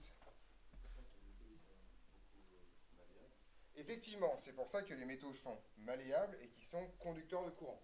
Tout simplement parce que les électrons peuvent se promener sans aucune forme de problème d'un bout à l'autre du machin. D'accord? Donc ça se passe bien. Il y a un truc piégeux dans cette histoire, c'est que la température de fusion des métaux est essentiellement basse. Or, je dis que la liaison, elle était forte. Et ça, c'est un truc un peu spécifique pour une raison très simple, c'est qu'en fait, la liaison métallique survit à la fusion. ça que les métaux liquides sont toujours conducteurs. Donc par contre, ce qui est extrêmement dur à faire avec un métal, c'est de le faire s'évaporer. D'accord? Mais en fait, c'est pas le premier stade qui est compliqué, c'est le deuxième. D'accord? Donc en gros, en fait, la liaison métallique, comme elle survit à la fusion, elle n'a rien à foutre que les métaux fondent ou pas. Les métaux, essentiellement, ça fond à température plutôt basse. Vous en connaissez un qui est comment dirais-je, liquide à température ambiante, c'est le mercure, d'accord, dans cette histoire-là. Okay. Et vous avez également, vous savez que le plomb, ça fond hyper facilement, le fer facilement, l'étain, ça fond hyper facilement, le niobium aussi, etc. etc. Enfin, grosso modo, faire fondre un métal avec un briquet, c'est relativement simple, globalement, par rapport à du diamant ou des choses comme ça. On est d'accord sur ces trucs-là? Donc en gros, je vous montre juste les propriétés, mais vous voyez que si vous réfléchissez à ça et à la façon dont c'est agencé, vous comprenez assez vite fragile ou pas fragile. Donc les métaux sont ductiles, conducteurs, et par contre fondent à basse température parce que leur liaison survivant à ça, faire fondre un métal, vous n'avez pas besoin globalement de casser la liaison métallique. Donc j'ai dit qu'il y en avait 4, bah, c'est pas très compliqué, il nous en reste 2. Hein. Les troisièmes, c'est les cristaux ioniques, où la cohésion est faite par quoi à votre avis? Non, bah non, justement, ça c'est les liaisons covalentes. Les doubles électrons, c'est bien les liaisons covalentes. C'est effectivement l'attraction, ça s'appelle comment celle-là? Effectivement, c'est l'attraction électrostatique. Autrement dit, les plus attirent les moins. Alors, première chose, ça c'est fort ou c'est faible à votre avis comme interaction? C'est plutôt faible effectivement. Est-ce que c'est directionnel ou pas? Alors, non, mais alors, donc c'est non directionnel. Mais on va essayer de comprendre le problème. Alors déjà, comme c'est faible, ça veut dire que ça fond relativement facilement. Non seulement ça fond facilement, mais en plus ça se dissout facilement. Autrement dit, quand vous mettez un truc qui a un champ électrique dedans, genre de la flotte, vous allez réussir à les dissoudre facilement en raison de la faiblesse de la liaison. Le caractère non directionnel est assez trompeur, parce qu'on pourrait dire comme c'est non directionnel, les atomes peuvent glisser les uns sur les autres. Mais si vous regardez ça, vous voyez que vous avez un problème. Si vous commencez à faire glisser les atomes les uns sur les autres, les anions vont se rencontrer. Et si les anions se rencontrent, au lieu d'avoir une attraction électrostatique, vous avez une répulsion électrostatique et ça casse. Vous savez très bien que vous ne pouvez pas déformer du sel. Vous n'y arriverez pas, vous allez le casser en morceaux, il n'y a pas de problème, mais vous n'arriverez jamais à déformer du sel. On est d'accord là-dessus?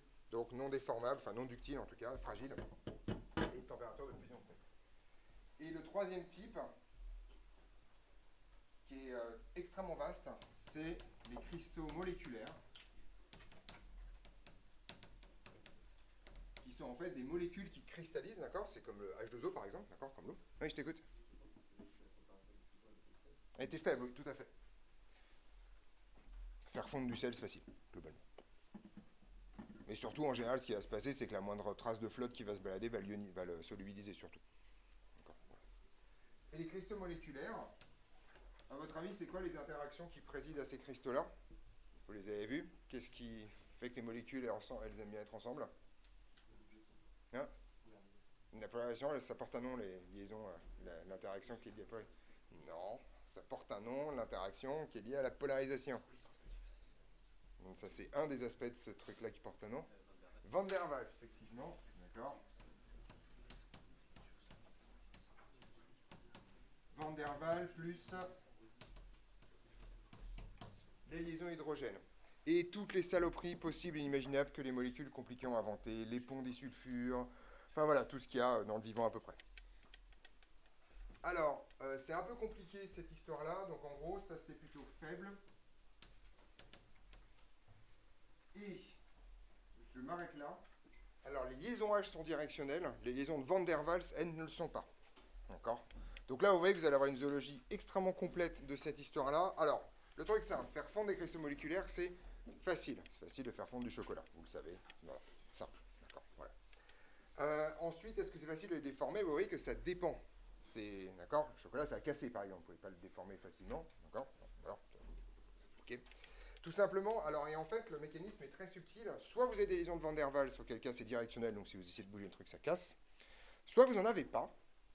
Mais en fait, là, il y a vraiment une histoire de quantitatif, c'est qu'en fait, la liaison est tellement faible, celle de Van der Waals, d'accord, je rappelle que c'est 1 kJ par mol à peu près, c'est-à-dire c'est 100 fois plus faible qu'une liaison covalente, que en fait, quand vous allez essayer de le déformer, ça va se casser.